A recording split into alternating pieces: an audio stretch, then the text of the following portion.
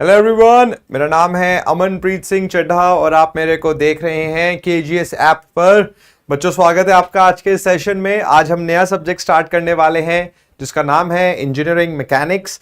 तो जल्दी से जुड़ जाइए इस सेशन में क्योंकि बहुत कुछ है आज सीखने के लिए। गुड आफ्टरनून, नमस्ते। चलिए जल्दी से ज्वाइन कर लीजिए बच्चों सेशन को। Good afternoon.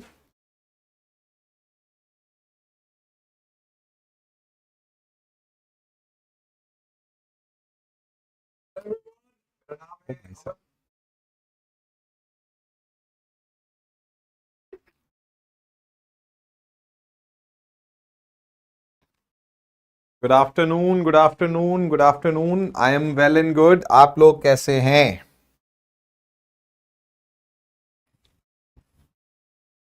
जीते रहो बेटा, जीते रहो। हेलो, हाय, नमस्ते।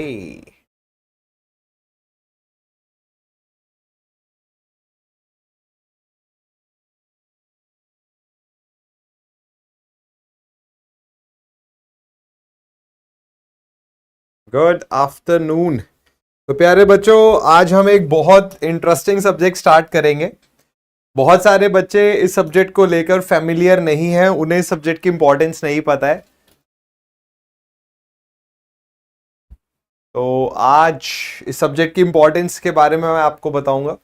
तो बच्चों, इंजीनियरिंग मैकेनिक्स हम आज स्टार्ट करेंगे। क्या है ये सब्जेक्ट, इसकी वेटेज कितनी है, इस सब्जेक्ट को पढ़ के एज अ सिविल इंजीनियर हमें क्या फायदे मिलेंगे, वो सब डिस्कस करेंगे। गुड आफ्टरनून बच्चे, बिल्कुल शो करेगा। गगन, आप चेक करो ऐप को, थोड़ा ढूंढो, उसमें 100% आप टेस्ट सीरीज दे सकते हैं। आपने एनरोल ना भी किया हो तो भी आप टेस्ट सीरीज दे सकते हैं, आप तो एनरोल्ड है इनफेक्ट। नमस्ते, गुड मॉर्निंग, ओ सॉरी, गुड आफ्टरनून। तो बच्चों देखो, किसी भी सब्जेक्ट को जब हम पढ़ना शुरू करते हैं, आपने एक चीज देखी होगी कि मैं हमेशा आपके साथ डिस्कस करता हूं कि हर सब्जेक्ट की आपको दो इंपॉर्टेंस जरूर दिखती हैं। एक है एकेडमिक इंपॉर्टेंस और एक है प्रैक्टिकल इंपॉर्टेंस। ठीक है, अगर हम इंजीनियरिंग मैकेनिक्स की एकेडमिक इंपॉर्टेंस की बात करें तो किसी भी कॉम्पिटेटिव एग्जाम को अगर हम देखते हैं तो 3 to 4% बच्चे वेटेज है इस सब्जेक्ट की। अब 3 to 4% कोई बहुत ज्यादा बड़ी वेटेज नहीं है। अब बच्चे क्या करते हैं, ये मान लेते हैं कि 3 से 4% वेटेज ज्यादा नहीं है तो इस सब्जेक्ट पे हमें ज्यादा ध्यान नहीं देना चाहिए। बच्चों के दिमाग में ऐसा आता है, बट ये बिल्कुल गलत है। ये बहुत इंपॉर्टेंट सब्जेक्ट है क्योंकि इस सब्जेक्ट के नाम में एक शब्द आता है विच इज मैकेनिक्स। और बच्चों, सिविल इंजीनियर्स 3 सब्जेक्ट पढ़ते हैं जहां मैकेनिक्स का डायरेक्ट यूज है। पहला है सॉलिड मैकेनिक्स, दूसरा है फ्लूइड मैकेनिक्स, तीसरा है soil mechanics. Solid mechanics actual में सोम सब्जेक्ट है, फ्लूइड मैकेनिक्स बच्चों एफएम, और सॉइल मैकेनिक्स जो जियोटेक्निकल का पार्ट है। जब आप सॉलिड मैकेनिक्स को पढ़ लेते हो उसके बाद आप बेहतर तरीके से स्ट्रक्चर एनालिसिस, आरसीसी और स्टील सब्जेक्ट को पढ़ पाते हो। इनफैक्ट सिविल इंजीनियरिंग के बहुत सारे कंसेप्ट्स में, बहुत सारे सब्जेक्ट्स में मैकेनिक्स के कंसेप्ट यूज होते हैं। तो मैकेनिक्स सीधा सीधा आपके 40 to 50% मार्क्स को इन्फ्लुएंस करते हैं। तो इस सब्जेक्ट की जो अपनी वेटेज है वो भले 3 से 4% है, बट इस सब्जेक्ट के जो कंसेप्ट्स हैं वो अलग अलग सब्जेक्ट में यूज होते हैं और उनकी इंपॉर्टेंस बहुत ज्यादा है। तो मैकेनिक्स जब हम पढ़ेंगे, हम इसको इतने इंटरेस्टिंग वे से पढ़ेंगे। मैं आपको बहुत सारी इंटरेस्टिंग चीजें बताऊंगा, ना कि सिर्फ हम फॉर्मूला पढ़ के सिर्फ थ्योरी पढ़ ली, 2 न्यूमेरिकल कर लिए, उस तरीके से नहीं पढ़ेंगे। डेफिनेटली हम थ्योरी पढ़ेंगे, हम थ्योरी समझेंगे, हम उसके प्रैक्टिकल अप्रोच को समझेंगे, हम न्यूमेरिकल समझेंगे। देखो, आप में से बहुत सारे स्टूडेंट्स ऐसे होंगे जिनकी आज पहली क्लास होगी या जिन्होंने बिल्डिंग कंस्ट्रक्शन में हो सकता है एनरोल कराओ, क्योंकि बिल्डिंग कंस्ट्रक्शन एक थ्योरेटिकल सब्जेक्ट था तो उसको पढ़ाने का अप्रोच अलग है। अब ये एक प्योर मैथमेटिकल बेस्ड सब्जेक्ट है, इसको पढ़ाने का तरीका बिल्कुल अलग तरीका होगा। तो अब आपको थोड़ा और इंजीनियरिंग फील आएगी कि भाई इंजीनियरिंग क्या है, कैसे चलती है, इंजीनियरिंग मैकेनिक्स क्या है और कैसे ये सब्जेक्ट बाकी कंसेप्ट्स के साथ जुड़ेगा। तो हम ये भी डिस्कस करेंगे कि मैकेनिक्स को जब हम पढ़ेंगे, कोई एक कंसेप्ट पढ़ेंगे, तो हमारे बाकी सिविल इंजीनियरिंग सब्जेक्ट्स में किस तरीके से यूज होता है, तो उस पर भी हम ध्यान देंगे। तो प्यारे बच्चों, एकेडमिक इंपॉर्टेंस है इसकी 3 से 4%, ऐसा नहीं है कि कोई बहुत कम वेटेज है, इट्स अ गुड वेटेज। और प्रैक्टिकल इंपॉर्टेंस तो इसकी बच्चे बहुत ज्यादा है, it's a huge, it's an immense practical importance. ठीक है, तो आपने बिल्कुल कंसंट्रेटेड होके पढ़ना है, बिल्कुल आपके दिमाग में ये थॉट नहीं आना चाहिए कि सब्जेक्ट की अपनी वेटेज कम है तो मैं इसमें कम मेहनत करूं, बिल्कुल गलत अप्रोच हो जाएगा ये पढ़ाई का। ठीक है, आरआरबी का एक शॉर्ट नोटिफिकेशन आया है, उसमें उन्होंने वही चीज बोली है कि 7910 जेई की सीटें निकलेंगी और जुलाई लास्ट में वो एक प्रॉपर आपको नोटिफिकेशन बताएंगे जिसमें डेट एंड एवरीथिंग होगा। जियोटेक बच्चे इस सब्जेक्ट के बाद स्टार्ट होगा। तो जैसे जो नेक्स्ट चीज है, आपको पता है कि ये हमारा इंडेक्स है और आप देख सकते हैं कि 11 लेक्चर्स असाइन करे मैंने इसमें, तो आप 11 डेज जोड़ लो आज से और बीच में सैटरडे संडे हटा दो। होपफुली कोई ऑफ है नहीं एंड एवरीथिंग गोज वेल। जैसे कल मुझे एकदम इमरजेंसी में मैं जाना पड़ गया तो क्लास नहीं ले पाया। तो most positively after 11 days once this subject is done, जो नेक्स्ट सब्जेक्ट हम स्टार्ट करेंगे वो जियोटेक है। तो बच्चे आप देख सकते हो इस सब्जेक्ट में हमने क्या क्या पढ़ना है। ठीक है, तो हम फोर्स एनालिसिस पढ़ेंगे, बेसिक डेफिनेशन पढ़ेंगे, स्टैटिक्स क्या है, काइनेमैटिक्स क्या है, काइनेटिक्स क्या है। फ्लूइड मैकेनिक्स में अगर आपने कभी पढ़ा हो, उस कॉलेज में पढ़ा हो, तो फ्लूइड में 3 पार्ट होते हैं, fluid statics, kinematics and dynamics. तो वो ही सेम चीजें यहां पर भी है। क्या मतलब है उनका, उसको समझेंगे, फोर्सेस को समझेंगे, मोमेंट ऑफ इनर्शिया। बच्चों बहुत इंपॉर्टेंट टॉपिक है। अगर आप देखो फ्लूइड मैकेनिक्स और सोम में मोमेंट ऑफ इनर्शिया पे बहुत सारे क्वेश्चन फ्रेम होते हैं, बट उस सबको सबसे पहले आप मैकेनिक्स में पढ़ते हो। फिर बच्चे फ्रिक्शन के 2 सेशन होंगे, फ्रिक्शन पे बहुत सारे क्वेश्चंस आते हैं। Then come support reaction, this is a very interesting thing. इसको हम सोम में भी पढ़ेंगे, बट अभी मैं आपको इसका एक बेसिक आइडिया बताऊंगा क्या होता है ये। फिर हम लीनियर मोशन पढ़ेंगे, प्रोजेक्टाइल मोशन पढ़ेंगे, इन सब पर क्वेश्चंस आते हैं कॉम्पिटिटिव एग्जाम्स में। लॉज ऑफ मोशन पढ़ेंगे, कोलिजन पढ़ेंगे और लास्ट हमारा लेक्चर होगा वर्क एनर्जी पावर। अब ये जो इंडेक्स है, ये जो टॉपिक्स हैं, ये आपका सिविल इंजीनियरिंग का एक बेस बनाएंगे। दे आर लाइक फाउंडेशन, ये आपका बेस बनाएंगे और फिर इस बेस के ऊपर हम जियोटेक, सोम, फ्लूइड मैकेनिक्स जैसे इंपॉर्टेंट सब्जेक्ट्स को प्लेस करेंगे। तो ये बहुत इंपॉर्टेंट है, इनको ध्यान से पूरे एकदम होता है ना, एक ईगरनेस, तत्परता के साथ आपने पढ़ना है। और आज से हम स्टार्ट करेंगे, आज में मैं आपको कुछ इतने इंटरेस्टिंग चीजें बताऊंगा कि आपको कॉन्फिडेंस आएगा इस सब्जेक्ट में और आपका इंटरेस्ट जनरेट होगा इस सब्जेक्ट में। ठीक है, देखो जैसे एक बच्चे ने बोला कि पीडीएफ नहीं डाउनलोड हो रहे, कोई भी अगर आपका ऐप का इश्यू आता है ना, सबसे पहले देखो क्या अपडेट आया हुआ है। अपडेट अगर आया हुआ है तो ऐप को रेगुलरली अपडेट करिए, जैसे अपडेट आता है एकदम उसी टाइम अपडेट कर लीजिए। ठीक है, चेक करते रहा करिए ऐप स्टोर पे कि अपडेट है या नहीं है, बिकॉज अपडेट की वजह से कई बार पीडीएफ के डाउनलोडिंग में थोड़ा इशू आ सकता है, बट और कोई रीजन नहीं होगा। तो अगर पीडीएफ नहीं दिख रही है, एक बार अपडेट कर लीजिए, 100% आपका जो प्रॉब्लम है वो सॉर्ट आउट हो जाएगी।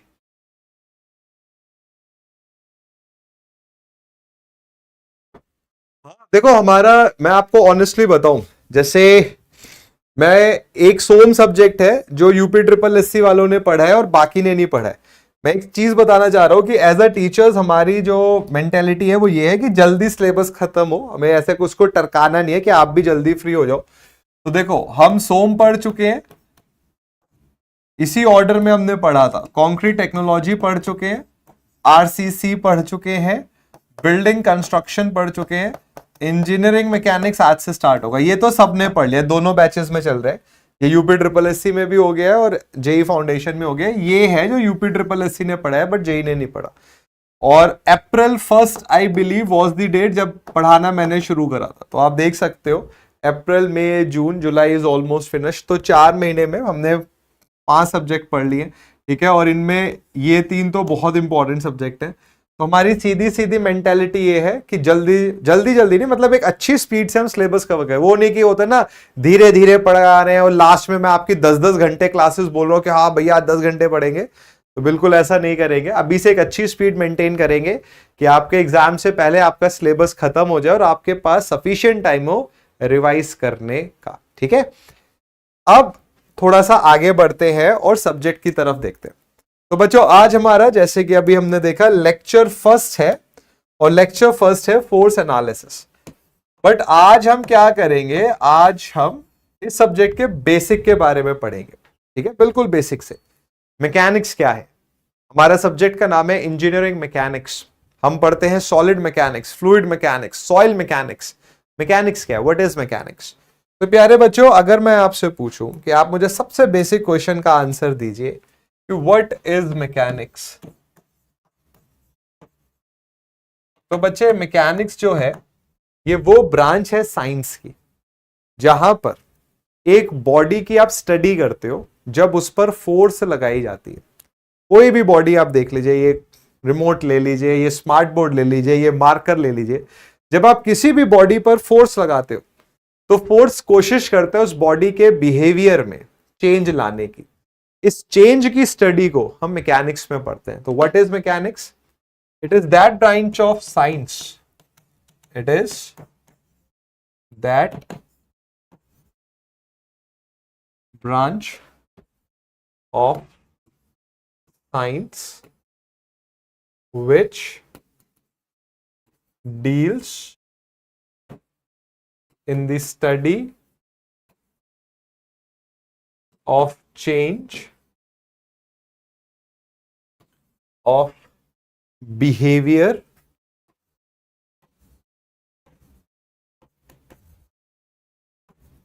when a body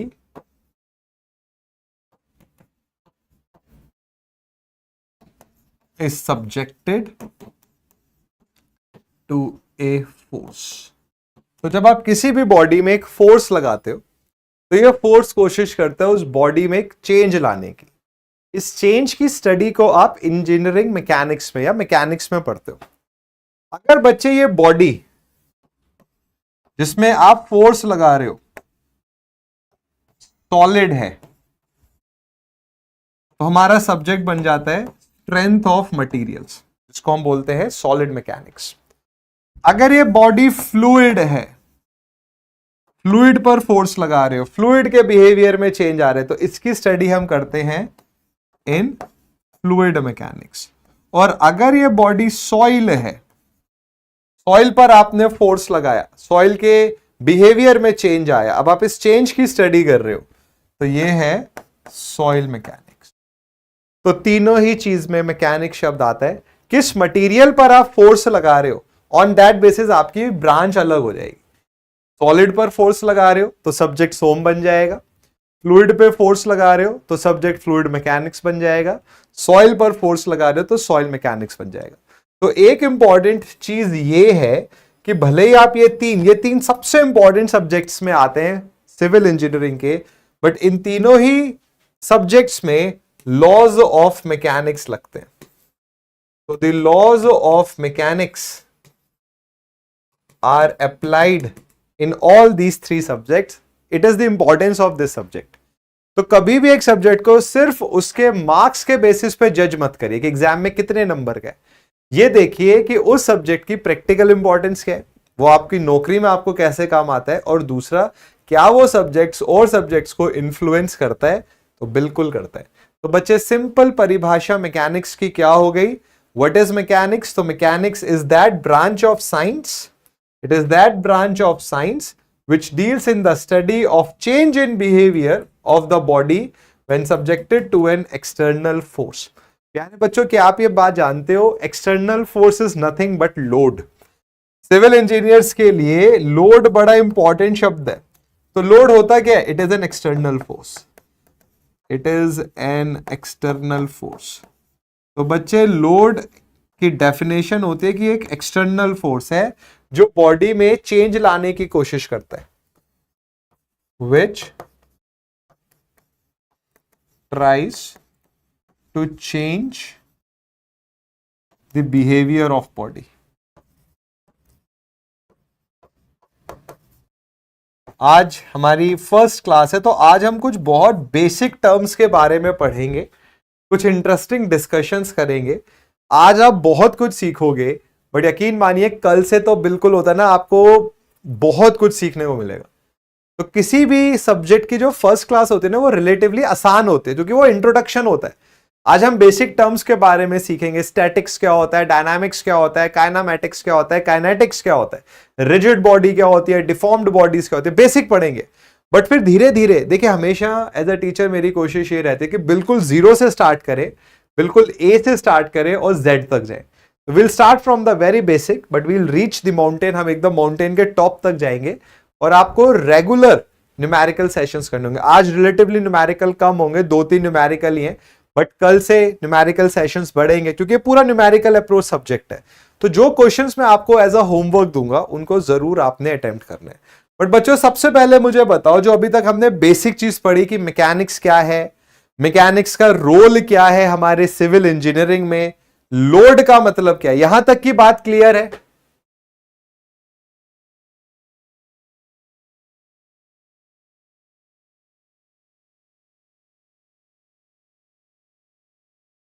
प्यारे बच्चे, punching, shear stress, everything we'll discuss with time, don't worry.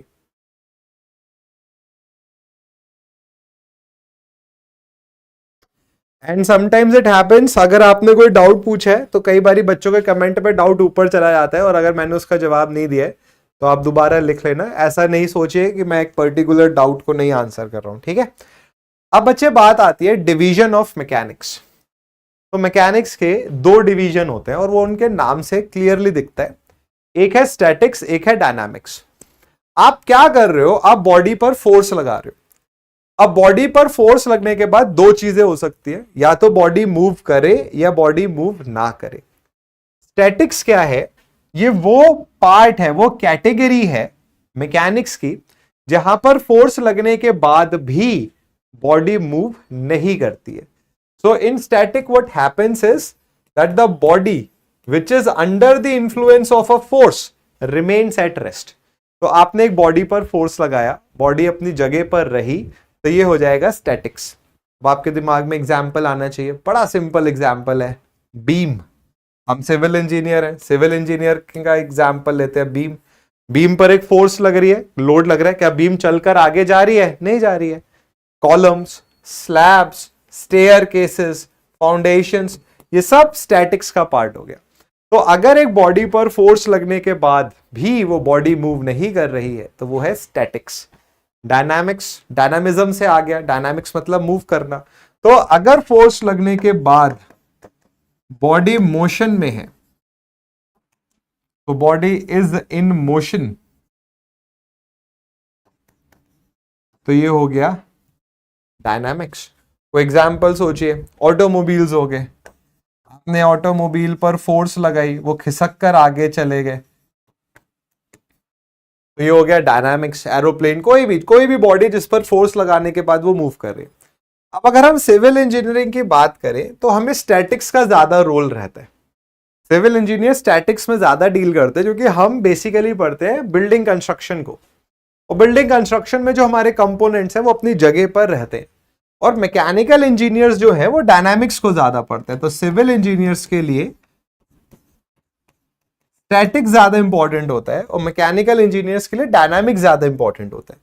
यही रीजन है, अगर आप मैकेनिक्स, मान लीजिए आप मैकेनिकल इंजीनियरिंग स्टूडेंट हैं और मैं आपको मैकेनिक्स पढ़ाऊं तो आपको यहां पर चेंज दिखेगा, आपको मैं डायनामिक्स में ज्यादा इन्वॉल्व करूंगा। और अगर आप सिविल इंजीनियरिंग स्टूडेंट है और मैं आपको मैकेनिक्स पढ़ाऊंगा तो मैं आप में स्टैटिक्स को ज्यादा इन्वॉल्व करूंगा, क्योंकि as a civil engineer we use statics more, क्योंकि हमारे कंपोनेंट रुके हुए हैं, फोर्स लगने के बाद वो मूव नहीं करते। अब डायनामिक्स क्या होता है? ये 2 फर्दर कैटेगरी में डिवाइडेड होता है। डायनामिक्स में 2 फर्दर कैटेगरीज आती हैं। एक आता है काइनामेटिक्स और एक आता है काइनेटिक्स। काइनामेटिक्स में जिन फोर्सेस की वजह से मोशन हो रहा है उनको कंसीडर नहीं किया जाता। बॉडी के सिर्फ मोशन को कंसीडर करते हैं, the forces which are leading to this motion they are not considered. और जस्ट अपोजिट होता है काइनेटिक्स में, काइनेटिक्स में जिन फोर्सेस की वजह से मोशन हो रहा है उनको भी कंसीडर करते हैं। फ्लूइड मैकेनिक्स सब्जेक्ट में अगर आप देखोगे, अगर हम फ्लूइड मैकेनिक्स की बात करें, आपने अपने कॉलेज में फ्लूइड मैकेनिक्स पढ़ा हो तो फ्लूइड मैकेनिक्स की कोई भी अच्छी बुक आप उठाओगे, सिलेबस चेक करोगे, इवन आपके जेई फाउंडेशन की भी बात अगर हम करें तो फ्लूइड मैकेनिक्स का सिलेबस सीधा सीधा 3 कैटेगरीज में बटा होता है। पहले आता है स्टैटिक्स। स्टैटिक्स में आप देखोगे तो बायंट फोर्सेस के बारे में आप पढ़ते हो, body, submerged bodies, floating bodies के बारे में पढ़ते हो। फिर आता है काइनामेटिक्स। काइनामेटिक्स में बच्चों आप जो आपका पूरा वेक्टर वाला पार्ट है, कंटिन्यूटी इक्वेशंस जहां पर आ जाती हैं, जहां पर ये वेलोसिटी, पोटेंशियल, स्ट्रीमलाइन फंक्शन, ये सब आते हैं, सब काइनामेटिक्स हो जाते हैं। और फिर काइनेटिक्स।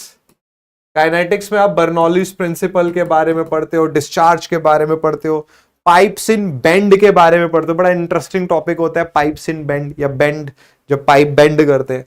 तो आप देख सकते हो कि ये सब चीजें एक्चुअल में सबसे पहले मैकेनिक्स में आती है।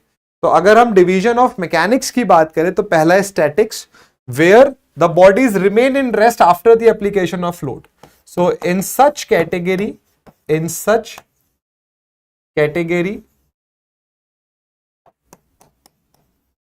the body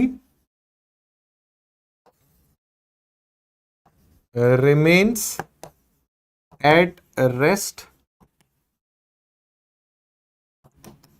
after the application of load। तो जैसे मैंने अभी आपको बताया, बीम्स, कॉलम, स्लैब्स, ये सब स्टैटिक्स हो गए। अगर हम बात करें सोम में, मेजरली हम स्टैटिक्स ही पढ़ते हैं। डायनामिक्स हम पढ़ते हैं जाके कहां पर, जब आप शाफ्ट की बात करते हो। तो अगर आप शाफ्ट का टॉपिक हटाओ सिविल इंजीनियरिंग में तो आपको मोस्टली स्टैटिक्स ही दिखेगा। तो इसलिए जब आप इंजीनियरिंग मैकेनिक्स पढ़ते हो तो सोम का बहुत सारा पार्ट हम पढ़ते हैं। इसमें बहुत सारा कॉमन पार्ट है मैकेनिक्स का जो आप सोम में पढ़ोगे, ठीक है। और अगर पढ़ा जाए कि डायनामिक्स क्या है, what is dynamics, so after the application of the load the body moves, set into the motion. So in such category the body moves or set in motion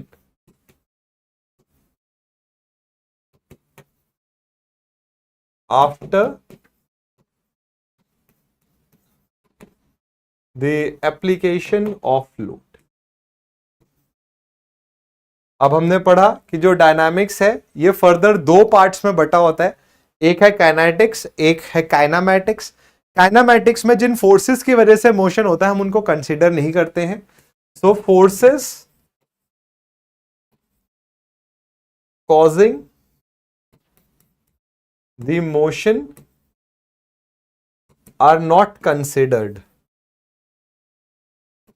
सिर्फ मोशन पढ़ा जाता है बट फोर्सेस के बारे में नहीं पढ़ा जाता है।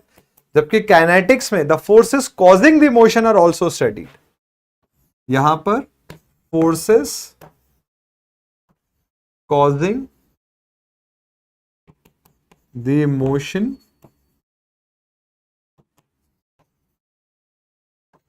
Are also studied, are also taken into account, are also studied or considered।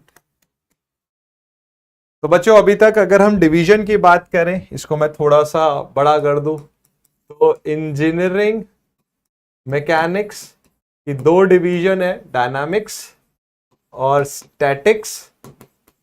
Dynamics में मोशन में है बॉडी, स्टैटिक्स में बॉडी रेस्ट में है। फिर डायनामिक्स 2 हो गया, काइनामेटिक्स एंड काइनेटिक्स। काइनामेटिक्स में जो बॉडी मोशन में है, जिन फोर्सेस की वजह से है उनको कंसीडर नहीं करते और काइनेटिक्स में करते हैं। तो प्यारे बच्चों बिल्कुल बेसिक से हम पढ़ रहे हैं। देखो मैं आपको ये सोच के पढ़ा रहा हूं कि आज से पहले आपने कभी जीवन में मैकेनिक शब्द नहीं सुना है, ठीक है। एंड डू नॉट ट्रीट, देखो पता है क्या होता है, कई बार आप बच्चे के लेवल पर जाके पढ़ाते हो एंड बच्चा अंडर एस्टिमेट्स द टीचर कि अरे सर तो बहुत ही बेसिक पढ़ा रहे हैं। ट्रस्ट मी, हम इतने ऊपर लेवल पर जाएंगे कि यू वुड फील इट कि यस हम बहुत हाई लेवल पर है। और अगर आप रेगुलर आते हैं इन क्लासेस में, building construction was a type of subject कि उसमें बहुत ज्यादा एक्सप्लोरेशन का था नहीं। But some RCC concrete technology में हमने गेट और इंजीनियरिंग सर्विसेज के चैलेंजिंग क्वेश्चंस करे हैं, बेसिक तो करेंगे, यही सेम चीज यहां पर करेंगे। मैं आपको कुछ ऐसे क्वेश्चंस कराऊंगा और इतने सरल तरीके से उसका सॉल्यूशन दूंगा आपको कि यू विल फील इट कि हम कुछ पढ़ रहे हैं, क्योंकि ये सब्जेक्ट ऐसा है जिसको जब तैयारी किया जाता है ना तब भी पढ़ते हैं। बट यस, आज की क्लास आपको बिल्कुल बेसिक से स्टार्ट करेंगे, आज हम कंसेप्ट बिल्ड करेंगे, ठीक है। तो फाउंडेशन बैच है, बिल्कुल फाउंडेशन में जाके पढ़ेंगे। तो बच्चों अभी तक हमने क्या क्या पढ़ा कि मैकेनिक्स क्या होता है, डिवीजन ऑफ मैकेनिक्स क्या है, स्टैटिक्स क्या है, डायनामिक्स क्या है, और डायनामिक्स में क्या क्या है। यहां तक की बात क्लियर है। अभी बहुत सारे बेसिक टर्म्स पढ़ेंगे और कल इन टर्म्स को जोड़ के बड़ी चीजें पढ़ेंगे।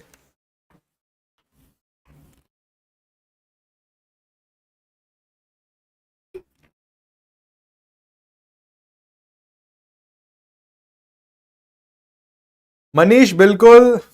देखो बच्चों, जैसे किसी भी सब्जेक्ट की हम बात करें, आज हम इस सब्जेक्ट की बात कर रहे हैं, जितना मैं पढ़ाऊंगा उसके बेसिस पे I will give you certain questions. और ये बात याद रखिए, नंबर ऑफ क्वेश्चन से फर्क नहीं पड़ता है।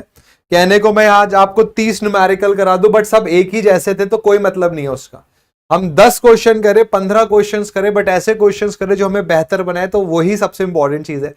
तो हर दिन मैं आपको जो हमने पढ़ा होगा उससे रिलेटेड कुछ क्वेश्चंस दूंगा, जिसको आप डीपीपी बोल सकते हैं, डेली प्रैक्टिस प्रॉब्लम्स, और उनको सॉल्व करिए, ठीक है। पीपीटी में ही वो डीपीपीज होंगे, पीपीटी में ही वो क्वेश्चंस होंगे, आप उनको सॉल्व करिए। और फिर रेगुलर आपके टेस्ट होंगे, जैसे आरसीसी का टेस्ट हो रहा है ऐसे बाकी सब्जेक्ट्स के टेस्ट होंगे, तो वो टेस्ट को रेगुलर दीजिए और ये आपको बहुत अच्छे से फायदा करेगा। भावी कट्टी is a very good book, बहुत अच्छी बुक है भावी कट्टी। भावी कट्टी इंजीनियरिंग मैकेनिक्स का मुझे आइडिया नहीं है, मैंने पढ़ा नहीं है, बट स्ट्रक्चर एनालिसिस की भावी कट्टी पढ़ी है मैंने, अच्छी बुक है। चलिए अब देखो बच्चों, बिल्कुल बेसिक पर आते हैं, और आज मैं आपको एक बड़ी इंटरेस्टिंग चीज सिखाऊंगा अभी, बट ये आपने पढ़ा होगा। तो एक टर्म होती है, देखिए क्वांटिटीज की बात करें तो क्वांटिटीज को हम 3 पार्ट में बांटते हैं, स्केलर, वेक्टर और टेंसर, क्योंकि ये चीजें बार बार यूज होंगी। स्केलर क्वांटिटीज क्या होती है, बहुत सिंपल शब्दों में, they only have magnitude, only have magnitude, they do not have any direction, इनकी कोई डायरेक्शन नहीं होती, जैसे कि स्पीड, जैसे कि डिस्टेंस, ठीक है। They are scalar quantities, basic पढ़ रहे हैं। तो स्केलर क्वांटिटीज क्या होती है, these quantities are something that only have magnitude but do not have direction. तो length, mass, time, distance, volume, density, temperature, speed and so on, they all are scalar quantities. Now what are vector quantities, they have one direction, they have one direction and also have magnitude and magnitude। अब देखो, आज ही आपको एक बड़ी interesting चीज बताऊंगा मैं। Example is velocity, displacement, ये सब वेक्टर क्वांटिटीज हो गई, ठीक है। तो सच quantities are those quantities which have both magnitude and direction। बहुत फेमस एग्जांपल है, फोर्स है, डिस्प्लेसमेंट है, वेलोसिटी है, एक्सेलरेशन है, मोमेंटम है, बहुत सारी क्वांटिटीज है। अभी आपको पता है, यू नो दिस, है ना, ये बहुत बेसिक चीज है, आपने पढ़ी है। बट आप में से हो सकता है कुछ बच्चों ने टेंसर के बारे में ना पढ़ा। तीसरी क्वांटिटीज होती हैं tensor quantities. No, what are tensor quantities? अब देखिए, एक होता है डेफिनेशन रट लेना, हो सकता है किसी बच्चे ने डेफिनेशन रट ली कि दे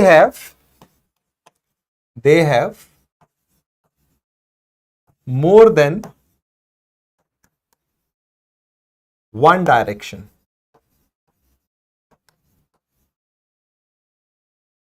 एंड हैव मैग्नीट्यूड। अब इसका मतलब क्या है? वेक्टर क्या होता है? वेक्टर एक दिशा में होता है और उस दिशा में उसकी एक मैग्नीट्यूड होता है। टेंसर ये कह रहे हैं कि इनकी एक साथ एक से ज्यादा दिशाएं, एक से ज्यादा डायरेक्शन होती है। अब रटने वाले ने रट लिया और वो आगे बढ़ गया। अब मान लीजिए उस रटने वाले से पूछा गया कि एग्जाम्पल दो यार, ऐसे कैसे पॉसिबल है, एक साथ कैसे ये पॉसिबल है कि एक पैरामीटर दो डिफरेंट डायरेक्शंस में। इसका एक बहुत सिंपल एग्जाम्पल उठाते हैं जो सिविल इंजीनियरिंग स्टूडेंट्स को बहुत काम आएगा, ठीक है। हमने क्या करा, हम एक बॉडी को कंसीडर करते हैं, ठीक है। तो मैंने ये एक बॉडी कंसीडर करी, ठीक है, और इस बॉडी पर फोर्स लगाई, ये बॉडी कंसीडर करी और इस पर एक फोर्स लगा है। हम टेंसर का मतलब समझ रहे हैं कि मतलब क्या होता है। अब जब ये फोर्स लगी इस बॉडी पर तो ये बॉडी इलोंगेट हो गई, तो ये बॉडी इस तरीके से इलोंगेट हो गई। हम ये समझ रहे हैं कि एक साथ एक पैरामीटर दो से ज्यादा डायरेक्शन में कैसे आ सकते हैं। तो मान लीजिए इनिशियल लेंथ L0 थी और फाइनल लेंथ LF हो गई। मान लीजिए इनिशियल डायामीटर D0 था और फाइनल डायामीटर DF हो गया। लोड P लग रहा था। अब मैंने आपसे बोला कि बच्चे एक बड़ी फेमस टर्म आपने सुनी है, स्ट्रेन। आप मुझे बताओ स्ट्रेन क्या होगा। बहुत बेसिक है, ये आपने कॉलेज में जरूर पढ़ा है, कुछ बच्चों को मैंने यहां पढ़ा है, बट आपने अपने कॉलेज में स्ट्रेन शब्द जरूर सुना होगा क्योंकि बहुत बेसिक शब्द है। स्ट्रेन होता क्या है? स्ट्रेन होता है चेंज इन डायमेंशन, लेंथ नहीं बोल रहा हूं मैं जानबूझ के, change in dimension upon original dimension. अब मैंने आप में से किसी बच्चे से पूछा कि हाँ भाई बताओ कितना स्ट्रेन इंड्यूस हुआ। उस बच्चे ने एक ही सांस में बोला कि sir change in length upon original length. Sir ये होता है स्ट्रेन। बट किसी बच्चे ने हैंड रेस करा, उसने बोला कि sir change in diameter upon original diameter भी तो स्ट्रेन होता है। ये लेटरल स्ट्रेन है, ये लेटरल स्ट्रेन है। आपने तो बस स्ट्रेन पूछा है, तो ये लेटरल स्ट्रेन है, ये लॉन्गिट्यूडनल स्ट्रेन है। अब बच्चे के दिमाग में आएगा कि सर आपने स्ट्रेन पूछा है, अब इनमें से सही आंसर कौन सा है?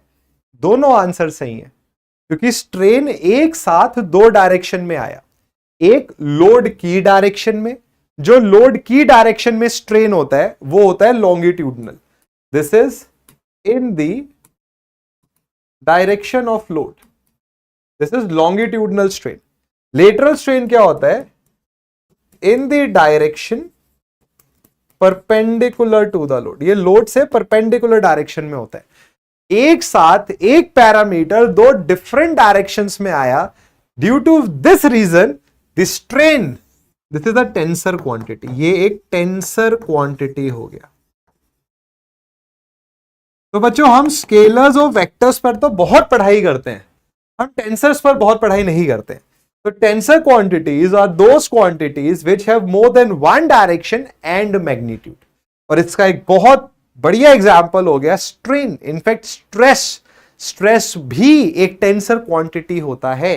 तो जैसे कि आप क्लियरली इस एग्जांपल में देख सकते हो, मैंने आपसे बोला स्ट्रेन बताओ, तो आप एकदम से delta L by L not नहीं बोल सकते। आप पहले मुझसे पूछेंगे कि सर आप स्ट्रेन किस डायरेक्शन में पूछ रहे हैं, आप लोड से परपेंडिकुलर डायरेक्शन में पूछ रहे हैं या लोड की डायरेक्शन में पूछ रहे हैं। तो लोड लगने के बाद स्ट्रेन एक साथ एक से ज्यादा डायरेक्शन में आया। Now this has made strain a tensor quantity. बच्चों मतलब समझ आया? डेफिनेशन रटना और मतलब समझना दो बिल्कुल अलग चीजें। मतलब समझ आया बच्चों?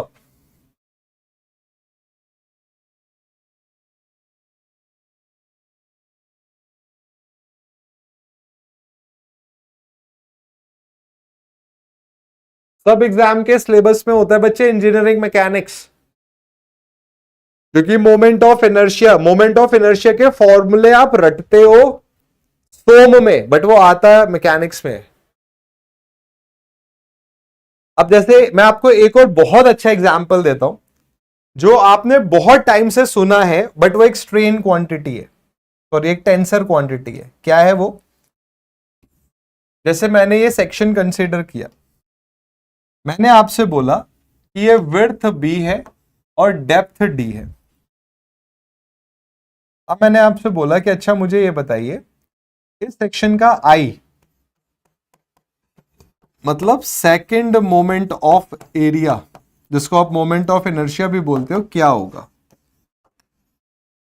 अब एक बच्चे ने बोला सर ये होगा बी डी क्यूब बाई 12। अब एक और बच्चा बोला कि सर मैंने तो formula d b cube by 12 भी पढ़ा है। अब आपने देखा कि जो सेकंड मोमेंट ऑफ एरिया है ये भी एक साथ एक से ज्यादा डायरेक्शन में, ये एक्स डायरेक्शन में भी है, ये वाई डायरेक्शन में भी है। तो बच्चे ये वैल्यू हो गई एक्स डायरेक्शन की, ये वैल्यू हो गई वाई डायरेक्शन की। इनफैक्ट ये जेड डायरेक्शन में भी हो सकता है। क्या होता है formula? I x plus I y, theorem of parallel perpendicular axes. Actual में आपको पता है क्या, ये सब आप पढ़ते हो, कहां पढ़ते हो? ये आप सोम में एक टॉपिक आता है bending stresses, theory of bending में ये सब पढ़ते हो। वहां पर आप डायरेक्ट फॉर्मूले पढ़ते हो।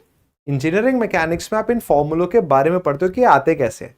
इंजीनियरिंग मैकेनिक्स को हम अप्लाई करते हैं बच्चों स्ट्रेंथ ऑफ मटेरियल्स में, इसलिए इंजीनियरिंग मैकेनिक्स पढ़ना जरूरी है। कई बारी बच्चों का एक क्वेश्चन आता है, उनका डाउट होता है कि सर मेरे एग्जाम के सिलेबस में इंजीनियरिंग मैकेनिक्स मेंशन नहीं है। तो उनको लगता है कि सर मैं इसको पढ़ने के अलावा कुछ और पढ़ लेता। बट प्यारे बच्चों, आप इस बात को समझो कि इंजीनियरिंग मैकेनिक्स आपका सोम एफएमओ सॉइल मैकेनिक्स का बेस बनाता है। I can easily skip this topic, मैं तो हटा सकता हूं कि हटा दो इसको, बट मुझे पता है कि जब मैं 11 दिन बाद आपको जियोटेक पढ़ाऊंगा तो जियोटेक के बहुत सारे कंसेप्ट्स ऐसे होंगे जो हम ऑलरेडी डिस्कस कर चुके होंगे। तो हमारी एक फाउंडेशन तैयार होगी और उसके ऊपर हम स्ट्रक्चर खड़ा कर सकते हैं। तो अगर मैं आपसे पूछूं कि टेंसर क्वांटिटी का एक और एग्जाम्पल बताओ, तो आप बोल सकते हो कि सर ये है सेकंड मोमेंट ऑफ एरिया। क्योंकि जब आपने पूछा कि आई की वैल्यू बताओ तो हम डायरेक्टली नहीं बता सकते, हमें आपसे पूछना पड़ेगा कि सर आप किस डायरेक्शन में आई निकालना चाहते हैं। ऑन दैट बेसिस पैरामीटर एक साथ एक से ज्यादा डायरेक्शन में है, so this has made I second moment of area. The same concept with strain, दोनों पैरामीटर्स एक साथ एक से ज्यादा डायरेक्शन में है, तो ये टेंसर क्वांटिटीज हो गए। बच्चों बात समझ आए? Thank you. साहिल टेस्ट में बच्चे ऐप में जाओगे, वहां पर दिख जाएगा, थोड़ा सा बच्चे एक्सप्लोर करो। इनफैक्ट टेस्ट को लेकर यूट्यूब चैनल पर केजीएस इंजीनियर्स पर वीडियो भी बनी हुई है, वहां पर भी देखो। क्योंकि हर क्लास में अगर मैं टेस्ट का बताऊंगा तो हमारा 5-10 मिनट हर क्लास में वेस्ट होता है। थोड़ा सा एक्सप्लोर करो बच्चे, बटन दबाओ, हो जाएंगे।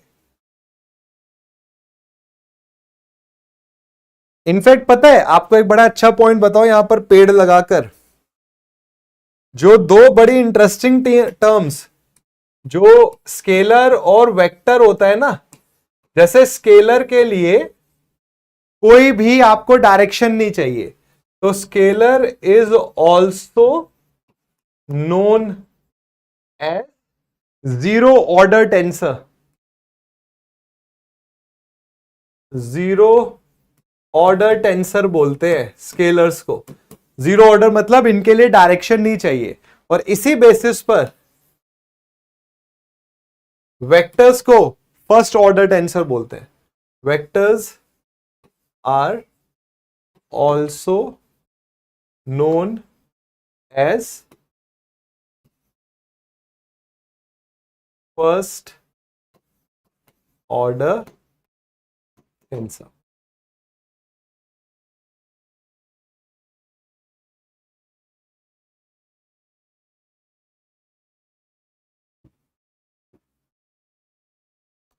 Thank you.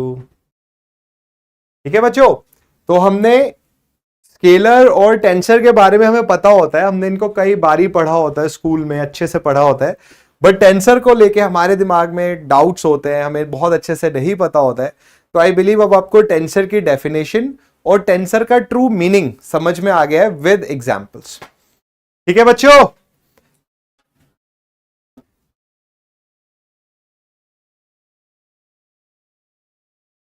थैंक यू प्यारे बच्चों।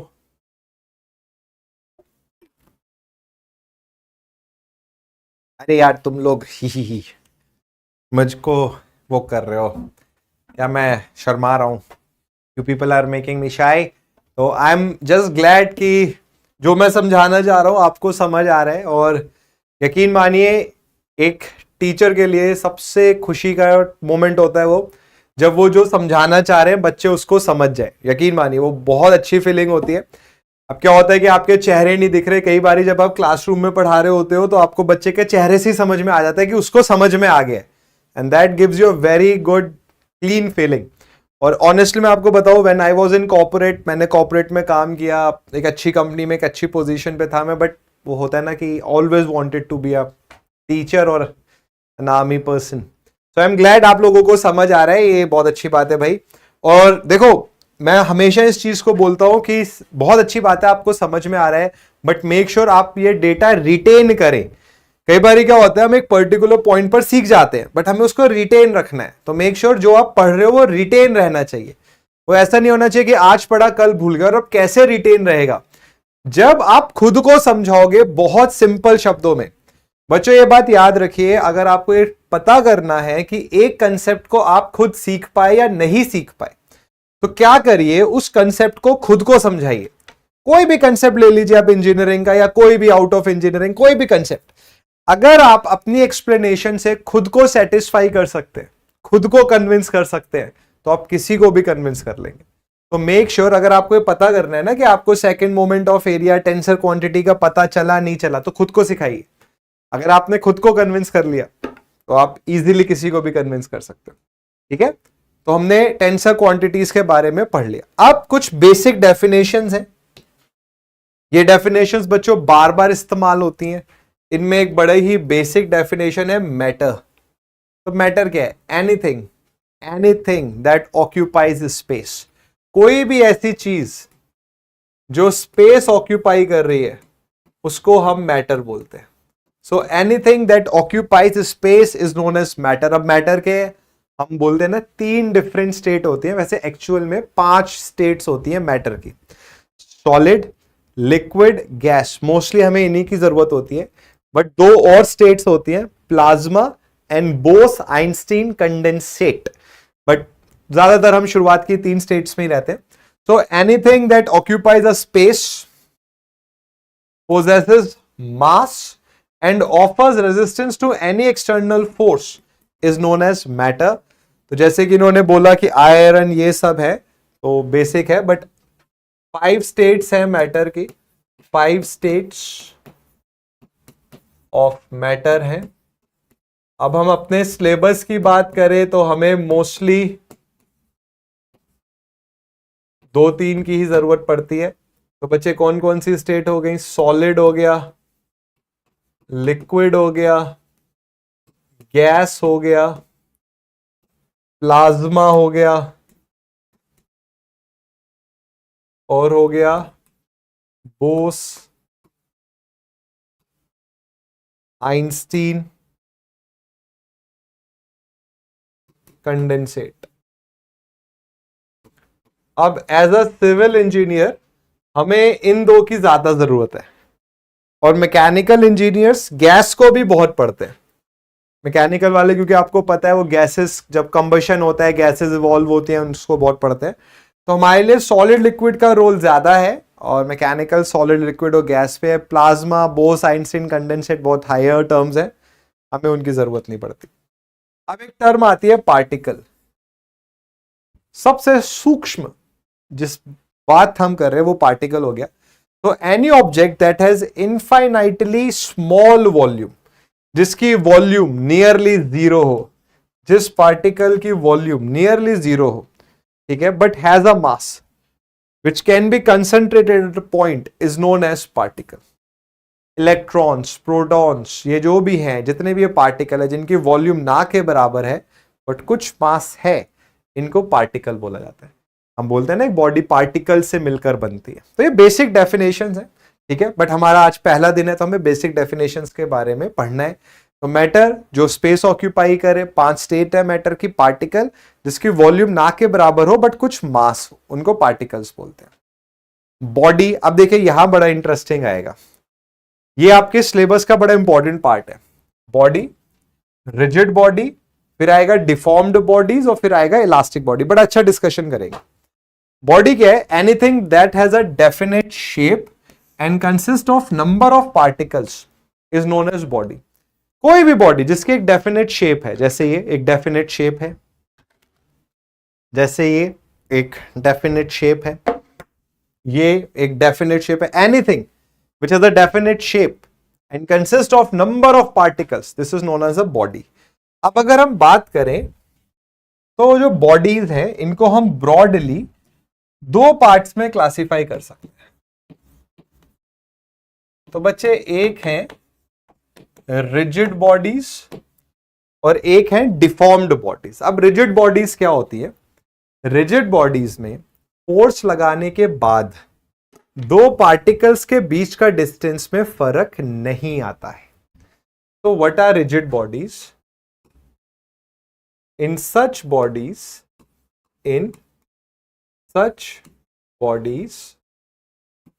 Distance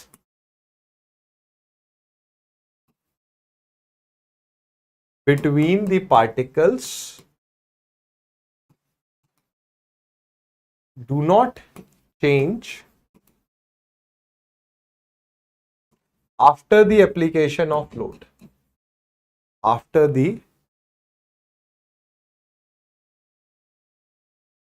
application of load. तो लोड लगने के बाद इन बॉडीज के पार्टिकल्स में कोई चेंज नहीं आता। इसका कंक्लूजन क्या हुआ? इन बॉडीज में कोई चेंज नहीं आता, मतलब लोड लगने के बाद इन बॉडीज की शेप साइज में कोई चेंज नहीं आता है। तो it implies such bodies do not show any change in size और शेप व्हेन लोडेड। लोड लगने के बाद इन बॉडीज में कोई चेंज नहीं आता। अब क्या होता है, एकदम परफेक्ट रिजिड बॉडी नहीं होती है। लोड लगने के बाद बॉडीज में चेंज आता है, बट अगर ये चेंज मार्जिनल हो, बहुत कम हो, नेकेड आई से हमें दिखे ही ना, तो हम ऐसी बॉडीज को रिजिड बॉडीज मान लेते हैं। एग्जाम्पल के तौर पर कॉलम, बीम। हमें यह बात पता है कि लोड लगने के बाद बीम डिफ्लेक्ट करती है, कॉलम बकल करते हैं, बट उसको हम क्लियरली अपनी आंखों से नहीं देख पाते। तो उन बॉडीज को रिजिड बॉडीज मान लिया जाता है।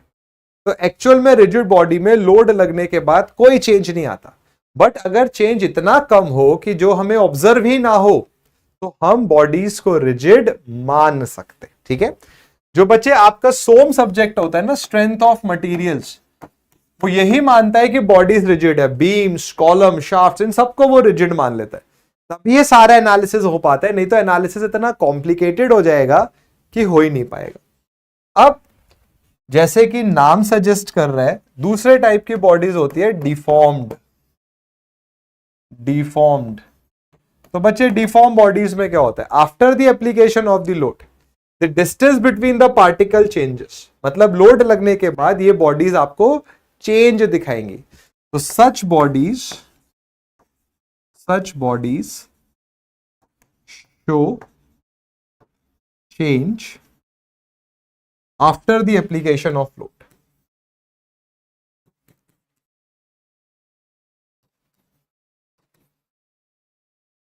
और इसका एक बहुत अच्छा सिविल इंजीनियरिंग एग्जाम्पल है केबल्स।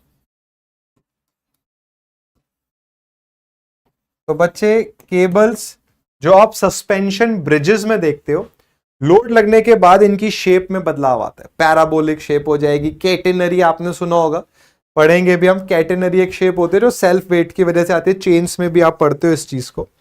तो डिफॉर्म बॉडीज में क्या होता है, लोड लगने के बाद इनकी शेप में बदलाव आता है, और रिजिड बॉडीज में लोड लगने के बाद बदलाव नहीं आता है।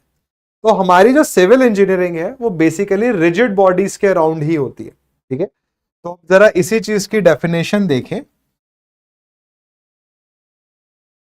तो बच्चे बॉडी क्या है? जिसकी एक शेप हो, नंबर ऑफ पार्टिकल से मिलकर बनी हो। रिजिड बॉडी क्या है? Body which does not change its shape and size under the effect of forcing acting over it is known as rigid body. यही अभी हमने पढ़ा। So a body in which the distance between any two particles remain constant, that is the size and shape of the body do not change। भाई shape कब बदलते हैं? जब particles के बीच के डिस्टेंसेस में चेंज आता है।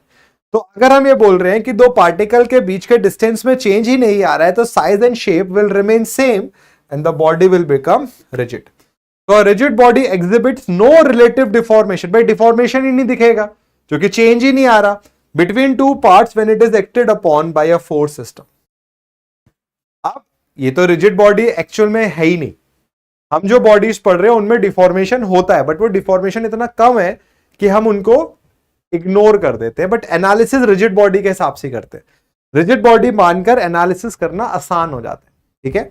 अब जैसे नेक्स्ट टर्म आती है डिफॉर्म्ड बॉडी, तो डिफॉर्मेबल बॉडी का सीधा सीधा मतलब हो गया, तो डिफॉर्मेबल बॉडीज में लोड लगने के बाद पार्टिकल्स के बीच में जो डिस्टेंस है वो बदल जाता है, तो ये डिफॉर्म होकर नई शेप या साइज में आ जाती है। So a body which undergoes deformation under the effect of forces acting on is known as deformable body, ठीक है। अब यहां पर एक शब्द आता है इलास्टिक बॉडी। तो इलास्टिक क्या होता है, देखो दो बॉडीज के बीच में एक सिविल इंजीनियर को क्लियरली पता होना चाहिए, एक है इलास्टिक बॉडी और एक है प्लास्टिक बॉडी। इलास्टिक बॉडी में क्या होता है, लोड लगने के बाद ये डिफॉर्म होती है, लोड लगने के बाद इनमें चेंज आता है, बट द मोमेंट आप लोड हटाते हो ये अपनी ओरिजिनल पोजीशन पर वापस आती है। तो अपॉन अनलोडिंग, अनलोडिंग मतलब removal of load, the body comes back to its original position, वो अपने ओरिजिनल पोजीशन पर वापस आ जाएंगी। प्लास्टिक में ओरिजिनल पोजीशन पर वापस नहीं आएंगी। सो अपॉन अनलोडिंग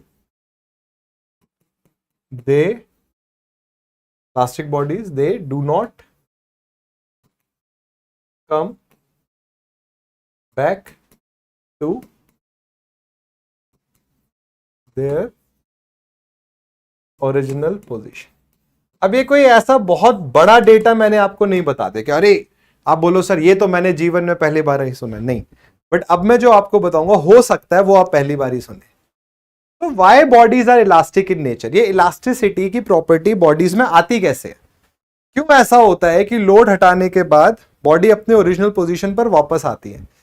तो the nature, the reason of elasticity is due to cohesion between the particles. So the reason to show elastic behavior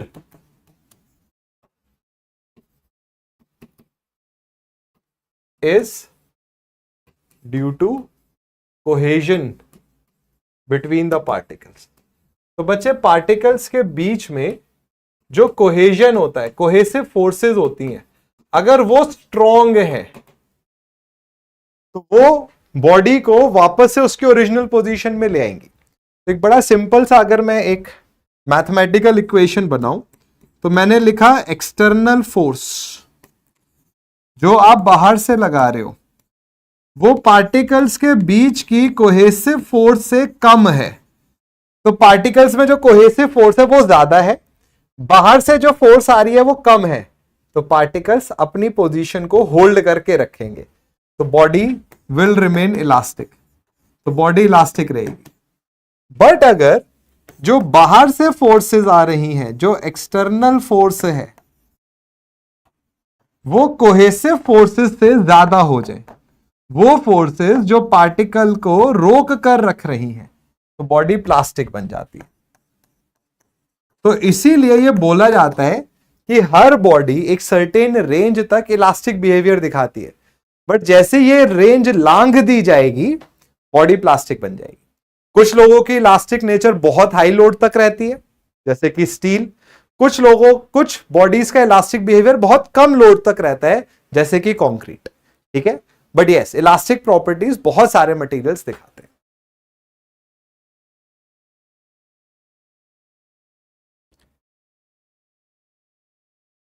बच्चों बात समझ आई, ये अच्छा पॉइंट है ये।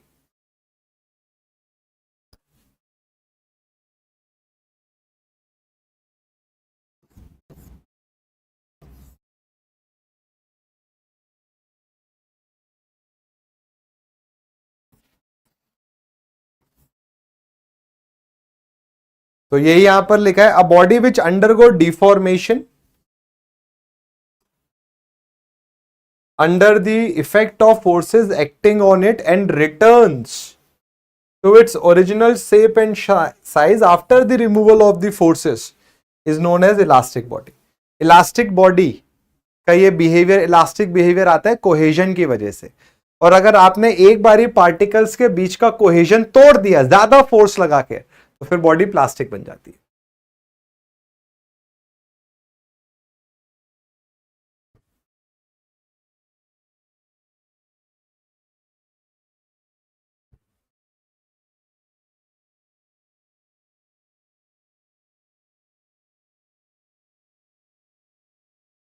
ठीक है बच्चों, तो अभी कुछ बहुत इंटरेस्टिंग चीजें आएंगी, जैसे अभी हमने टेंसर पढ़ा है, ऐसे और भी चीजें आएंगी। तो हमने देखो अभी तक मैकेनिक्स क्या है ये पढ़ा, स्टैटिक्स, डायनामिक्स, इसके types, scalar, vector, tensor, and then basic definitions में हमने matter and particles, body, rigid body, deformed body and elastic body पढ़ा। अब एक बार मुझे बताओ यहां तक की बात क्लियर है? बहुत कुछ है बच्चे इसमें सीखने के लिए।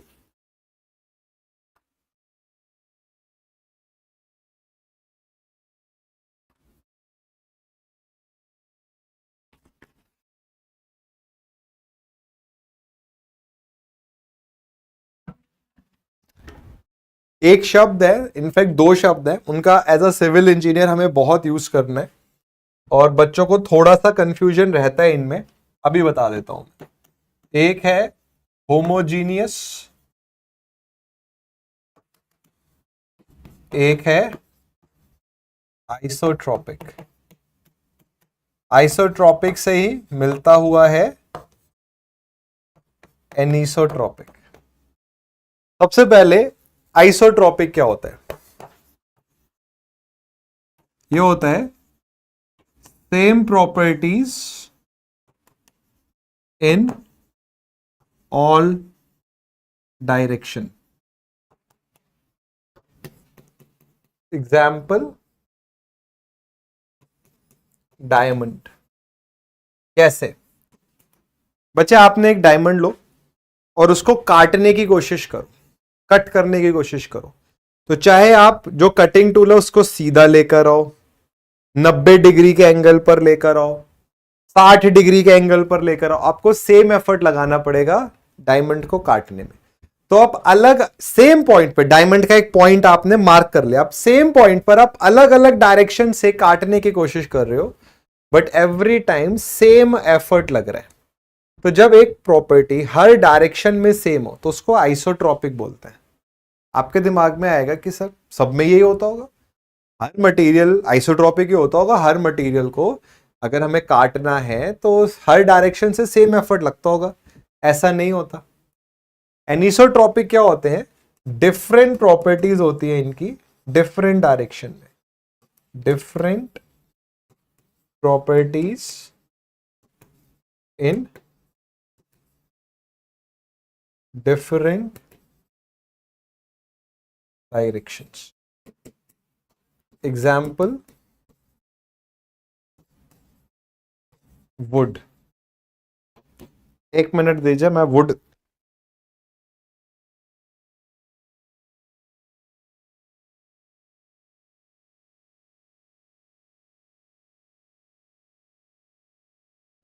अब देखो हमारे सामने ये एक वुड है, आई होप दिख रहा होगा। इसमें क्या होता है बच्चों? ग्रेन्स होते हैं, वुड में ग्रेन्स होते हैं। तो अगर आप ग्रेन्स की डायरेक्शन में लोड लगाओगे तो वुड ज्यादा लोड सह सकता है, बट अगर आप ग्रेन से परपेंडिकुलर डायरेक्शन में लोड लगाओगे तो वुड के लोड सहने की एबिलिटी कम हो जाती है। तो वुड के साथ क्या हुआ कि आपने डायरेक्शन बदल दी लोड की। आपने एक पॉइंट लिया, उस पर पहले ऊपर से लोड लगाया, ग्रेन्स की डायरेक्शन में लोड लगाया, वुड ने ज्यादा लोड सह लिया। अब आपने उसी पॉइंट्स पे ग्रेन के परपेंडिकुलर डायरेक्शन में लोड लगाया, कम डायरेक्शन या कम लोड पर ही वुड टूट जाएगा। तो ये हो गया एनिसोट्रोपिक। अब होमोजीनियस क्या होता है? in same direction, in same direction everywhere the properties are same. क्योंकि अगर हम बात करें सॉइल और सोम की, तो आपको हजारों थ्योरीज में एक अजम्पशन मिलेगा, the material is homogeneous and isotropic. अभी सेम डायरेक्शन का मतलब क्या है? सबसे पहले ये बात ध्यान रखिए कि आइसोट्रोपिक और एनिसोट्रोपिक का जो पॉइंट होता है, इनकी जो डेफिनेशन होती है वो एक सिंगल पॉइंट पर होती है। एक सिंगल पॉइंट की बात की जाती है, एक पॉइंट को अलग अलग डायरेक्शन से देखा जाता है। होमोजीनियस में एक ही डायरेक्शन में अलग अलग पॉइंट्स देखे जाते हैं। एग्जाम्पल के तौर पे मैंने आपको बोला, ये जो स्मार्ट बोर्ड है ये एक होमोजीनियस मटेरियल का बना हुआ है, तो आपने अलग अलग पॉइंट्स कंसीडर करे। आपने बोला सर अब हम कोई एक प्रॉपर्टी ले लेते हैं, कंप्रेशन ले लेते हैं। कंप्रेशन क्या है? टुवर्ड्स दिस स्मार्ट बोर्ड मैंने एक फोर्स लगाई, टुवर्ड्स दिस स्मार्ट बोर्ड, तो डायरेक्शन मैंने कंफर्म कर दी कि भाई एक डायरेक्शन है towards this smart board. Towards this smart board मैंने यहां फोर्स लगाई, टुवर्ड्स दिस स्मार्ट बोर्ड मैंने यहां फोर्स लगाई, टुवर्ड्स दिस स्मार्ट बोर्ड मैंने यहां फोर्स लगाई, टुवर्ड्स दिस स्मार्ट बोर्ड मैंने यहां फोर्स लगाई, टुवर्ड्स दिस स्मार्ट बोर्ड मैंने यहां फोर्स लगाई। Everywhere the direction is same towards this smart board. और मैंने देखा कि प्रॉपर्टी हर जगह सेम है। जितना towards this compressive force, towards this force, मान लीजिए 2 mm का कंप्रेशन हुआ, यहां लगाया 2 mm का कंप्रेशन, यहां 2 mm, यहां 2 mm, तो under a given condition, under a given direction, everywhere हर जगह पर मुझे सेम प्रॉपर्टी ऑब्जर्व हुई, तो वो हो गया होमोजीनियस। तो होमोजीनियस का पॉइंट आप ये बोल सकते हो डिफरेंट पॉइंट्स होते हैं, जबकि आइसोट्रोपिक और एनिसोट्रोपिक में एक ही पॉइंट होता है। यहां पर डिफरेंट पॉइंट्स होते हैं बट इन सेम डायरेक्शन उनको कंसीडर किया जाता है। जैसे कंप्रेशन, अलग अलग पॉइंट्स हैं बट सब एक ही डायरेक्शन में आ रहे हैं। फोर्स एक ही डायरेक्शन है, फोर्स की डायरेक्शन सेम है, पॉइंट्स अलग अलग है, तो होमोजीनियस। ठीक है, तो होमोजीनियस मटेरियल क्या होंगे? सेम डायरेक्शन में अलग अलग पॉइंट्स की प्रॉपर्टी सेम होगी। आइसोट्रोपिक में एक ही पॉइंट है, पॉइंट एक ही है बट अलग अलग डायरेक्शन में सेम प्रॉपर्टी है। एनिसोट्रोपिक में एक ही पॉइंट है बट अलग अलग डायरेक्शन में प्रॉपर्टीज अलग अलग है। So this is the difference between homogeneous, isotropic, anisotropic. अगर प्रॉपर्टीज 90 डिग्री के एंगल पर अलग है तो इसको फिर ऑर्थोट्रोपिक बोलते हैं। अब ऑर्थोट्रोपिक का एग्जाम्पल है वुड, 90 डिग्री पर एंगल अलग, मतलब अलग प्रॉपर्टीज दिखाता है। बच्चों बात समझ आई? एग्जाम्पल समझ आया? पॉइंट समझ आया?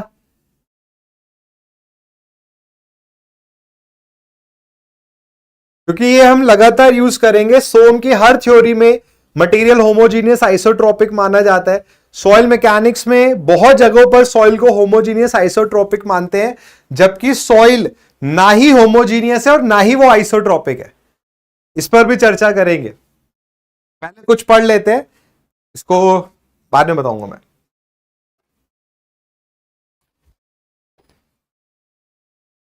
तो हम कहां थे भाई? हम इलास्टिक प्लास्टिक बॉडीज पर थे। अब बात आती है एक शब्द फोर्स। क्या है फोर्स? फोर्स एक एक्सटर्नल पैरामीटर है जो किसी भी मटेरियल में बदलाव लाना चाहता है फोर्सफुली। ठीक है, तो it is a parameter, it is a parameter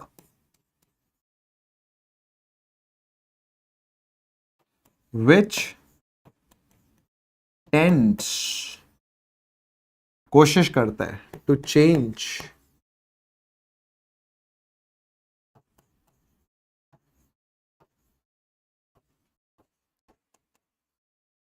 the behavior of the body। ये बॉडी के बिहेवियर को बदलना चाहता है। So what is a force? It is a parameter which tends to change the behaviour of the body. अगर ये force internal है तो इसको बोलते हैं रिएक्शन, और अगर ये फोर्स एक्सटर्नल है तो इसको बोलते हैं लोड। अच्छा पॉइंट है ये। तो बच्चों अगर ये फोर्स अंदर से आ रही है मटेरियल के, इंटरनल फोर्स है, तो इसको रिएक्शन बोलते हैं।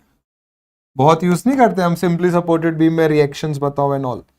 और अगर ये फोर्स एक्सटर्नल है, जो हमने अभी पढ़ा एक्सटर्नल फोर्स है, तो इसको बोलते हैं लोड। तो फोर्स वो पैरामीटर है जो कोशिश करता है कि मटेरियल का बिहेवियर बदले। अंदर से आ रहा है मटेरियल के तो इंटरनल फोर्स है, तो रिएक्शन बोलते हैं। बाहर से आ रहा है तो लोड। ठीक है, बेसिक डेफिनेशन थी ये फोर्स की। अब आपकी क्लास थोड़ी सी डिफरेंट होनी शुरू होगी, क्योंकि अब हम फोर्स के बारे में पढ़ेंगे, हम रिजल्टेंट्स के बारे में पढ़ेंगे, हम कंपोनेंट्स के बारे में पढ़ेंगे। तो अभी तक तो हम थोड़ा बेसिक पढ़ रहे थे, ठीक है, अब थोड़ा सा हम इसको वो करेंगे, है ना, इलैबोरेट करेंगे। तो बच्चे फोर्स की कुछ कैरेक्टरिस्टिक है। पूरा सिविल इंजीनियरिंग भाई फोर्स है। लोड आप लगा रहे हो, लोड आप सॉइल पर लगा रहे हो, लोड आप पानी पर लगा रहे हो, मतलब फ्लूइड पे लगा रहे हो, लोड आप किसी बिल्डिंग कंपोनेंट पे लगा रहे हो, तो everything is related to force. तो बच्चे फोर्स की कुछ कैरेक्टरिस्टिक्स है, कुछ पॉइंट्स हैं, कुछ फीचर्स हैं। सबसे पहले हम ये बात जानते हैं कि फोर्स एक वेक्टर क्वांटिटी है।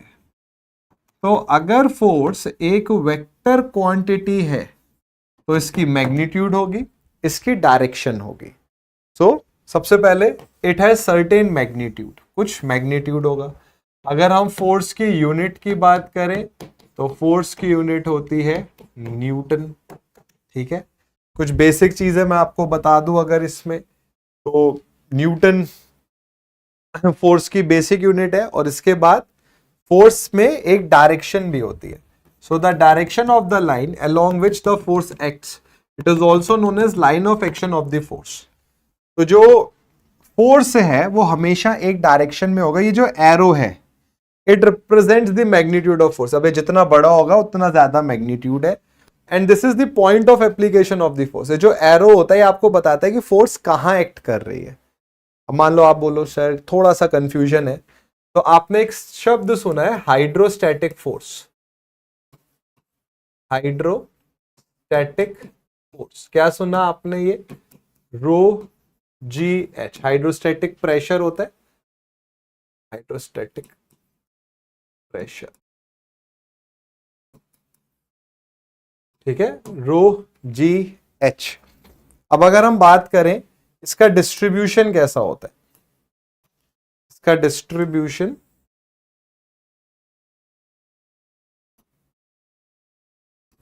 ट्रायंगुलर होता है। और बच्चे ये फोर्स कहां एक्ट करती है? सेंट्रॉइड पर। So every force act somewhere, तो हर एक फोर्स कहीं पर एक्ट करेगी। तो this is the point of application.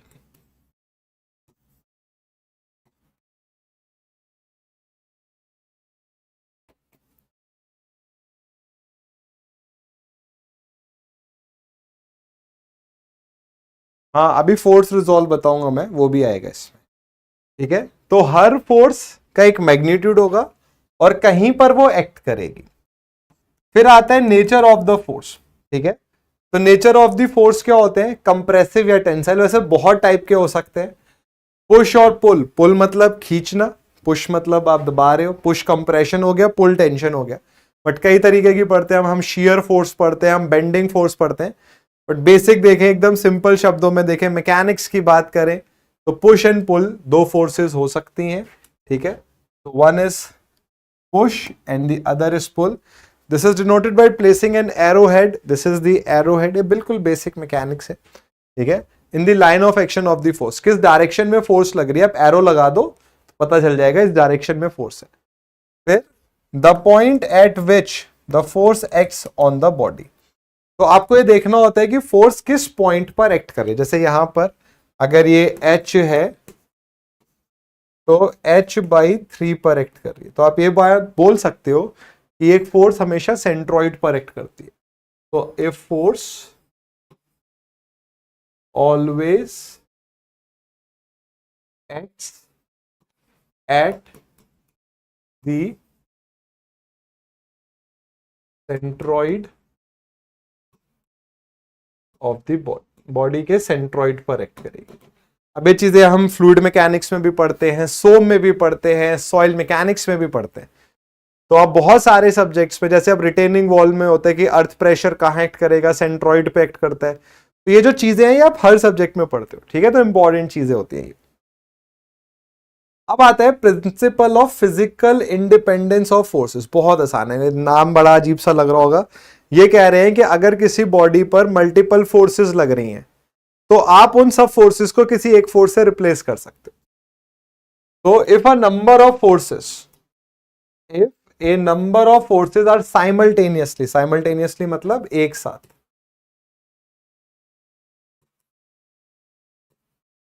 acting on a particular, on a particle, then the resultant of these forces, then the resultant of these forces will have the same effect as produces by all the forces.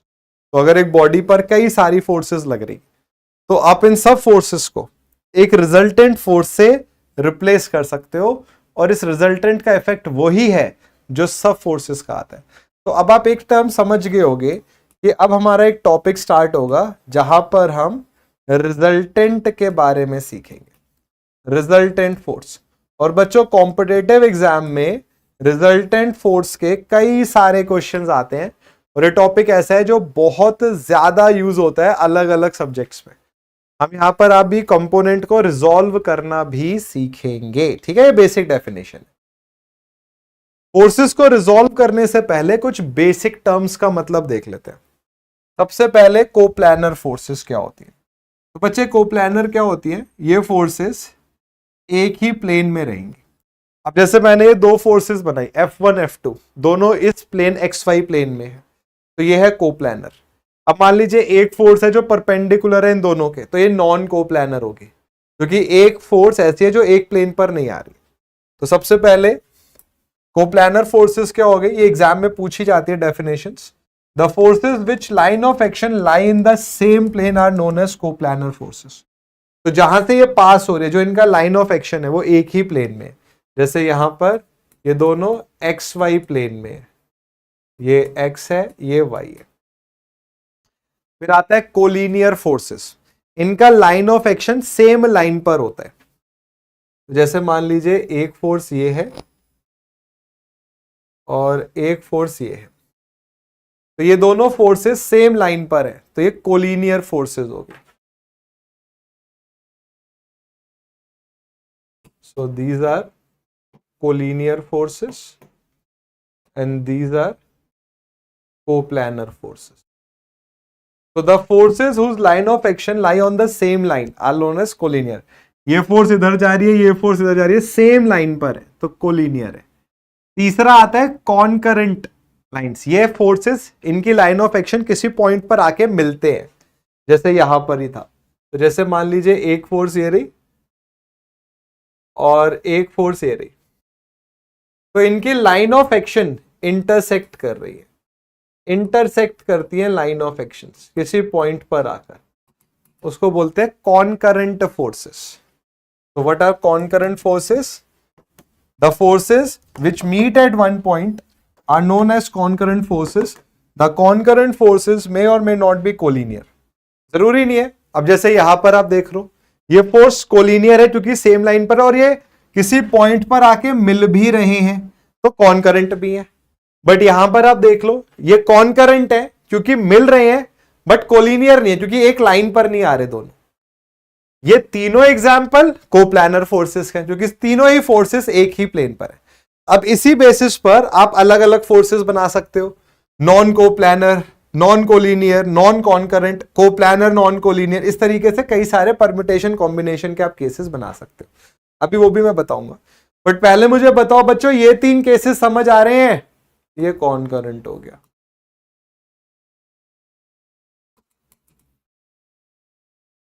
इनकी definitions exams में पूछी जाती हैं।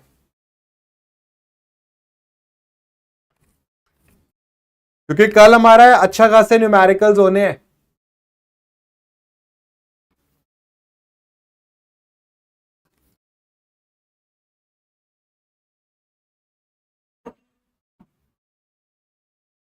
अब जैसे coplanar concurrent force, coplanar concurrent, सब एक plane पर हैं फोर्सेस और आपस में एक पॉइंट पर आके मिल रही हैं, जैसे ये हो गया कोप्लानर कॉनकरेंट। तो बच्चे कोप्लानर कॉनकरेंट अब नाम से ही क्लियर हो जाना चाहिए।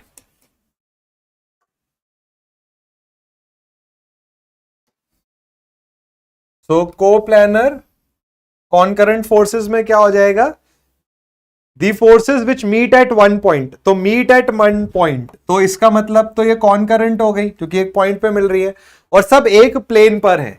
There line of action lies in the same plane, so they become coplanar. अब क्या है, कोप्लानर नॉन कॉनकरेंट फोर्सेस, सब एक प्लेन पर हैं बट एक पॉइंट पर आके नहीं मिल रही है, तो ये क्या हो जाएगा, कोप्लानर नॉन कॉनकरेंट। तो कोप्लानर मतलब same plane, they are in the same plane but they are not meeting at the same point. ठीक है, नॉन कोप्लानर कॉनकरेंट, प्लेन अलग अलग है बट एक पॉइंट पर आके मिल रही है, जैसे एक फोर्स ये है और एक फोर्स ये है। ठीक है, तो तीन फोर्सेस लेते हैं, जैसे एक फोर्स ये रही, उप्स सॉरी, एक फोर्स ये रही और एक फोर्स ये रही। तो बच्चे कॉनकरेंट है जो कि सब एक पॉइंट पर आके मिल रही है बट कोप्लानर नहीं है, क्योंकि दो फोर्स तो सेम प्लेन में है, ये वाली फोर्स का प्लेन अलग है। तो एक फोर्स ऐसे, एक फोर्स ऐसे, एक ऐसे, तो सबका एक पॉइंट ऑफ इंटरसेक्शन है, कॉनकरेंट है बट सब एक प्लेन पे नहीं है, तो नॉन कोप्लानर हो गई। ये क्वेश्चंस आते हैं एग्जाम में, अभी आपको हो सकता है लगे कि बड़ा आसान सा है but they are regularly asked. So non coplanar means all forces are not lying in the same plane but all forces are meeting at one point. फिर नॉन कोप्लानर नॉन कॉनकरेंट, तो ना ये किसी एक पॉइंट पर आके मिल रही है डिफरेंट फोर्सेस, ना ये सेम प्लेन पर है, तो ये हो गया आपका नॉन कोप्लानर नॉन कॉनकरेंट फोर्सेस। बच्चों बात समझ आई? जरूरी नहीं है कोलिनियर की डायरेक्शन अपोजिट हो, सेम भी हो सकती है। कोलिनियर की डायरेक्शन बच्चे बिल्कुल आप सेम भी बोल सकते हो। जैसे अगर मैं एक एग्जांपल उठाऊं यहां पर कोलिनियर का, तो ये रही एक फोर्स और इसके बाद एक फोर्स ये रही, तो they can be in same direction also. अब जब सेम डायरेक्शन में है तो इनको ऐड कर दो आप।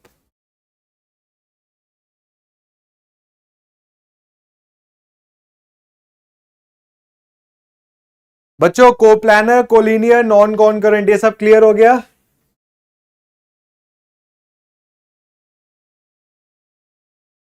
देखो बच्चे, अब अक्टूबर तक सिलेबस कंप्लीट कराना अभी डिपेंड करता है कि आपने कितना पढ़ लिया है। अगर एक बच्चा लेट्स से आपने जून में ज्वाइन करा, मैं आपको एक बात बिल्कुल क्लियर बोल देता हूं, ठीक है, सिलेबस के regarding, as far as the technical syllabus of civil engineering is concern, RRB में 6 सब्जेक्ट ज्यादा हैं, तो जो ट्रेडिशनल 16 सब्जेक्ट्स हैं उनको अच्छे से पढ़ने में आपको 7 से 8 महीने लगेंगे। अब यही सब चीजें मैं हवाबाजी में भी पढ़ा सकता हूं, ऊपर ऊपर से कि हाँ हाँ ये होता है, ये होता है, ये होता है, और एक होता है उसको डेप्थ में पढ़ाना कि आपको चीजें समझ में आए। तो अगर आपको डेप्थ में पढ़ना है, सिविल इंजीनियरिंग की बात करें, तो it will take 7 to 8 months। ठीक है, और ऊपर ऊपर से तो 1 महीने में भी पढ़ सकते हैं। अब आता है बच्चों मेन, ठीक है, दिस इज रिजल्टेंट फोर्स, इस पर आते हैं क्वेश्चंस। ठीक है, तो रिजल्टेंट फोर्स क्या है, कई सारी फोर्सेस लग रही हैं, तो हम इन कई सारी फोर्सेस को एक सिंगल फोर्स से रिप्लेस कर सकते हैं। इस सिंगल फोर्स का वही इफेक्ट होगा जो ये कई सारी फोर्सेस का एक साथ आ रहा है। पहली बात ये आती है कि रिजल्टेंट की जरूरत क्या है, कई सारी फोर्सेस लग रही है, लगने दो, ये एनालिसिस को आसान बना देता है। कई सारी फोर्स को रिप्रेजेंट ना करके हम एक सिंगल फोर्स को रिप्रेजेंट कर देते हैं, तो this makes the calculation, the diagrams, everything easy, आसानी से एनालिसिस हम कर सकते हैं। ठीक है, तो सबसे पहले रिजल्टेंट फोर्सेस क्या होती हैं। सो इफ सेवरल फोर्सेस,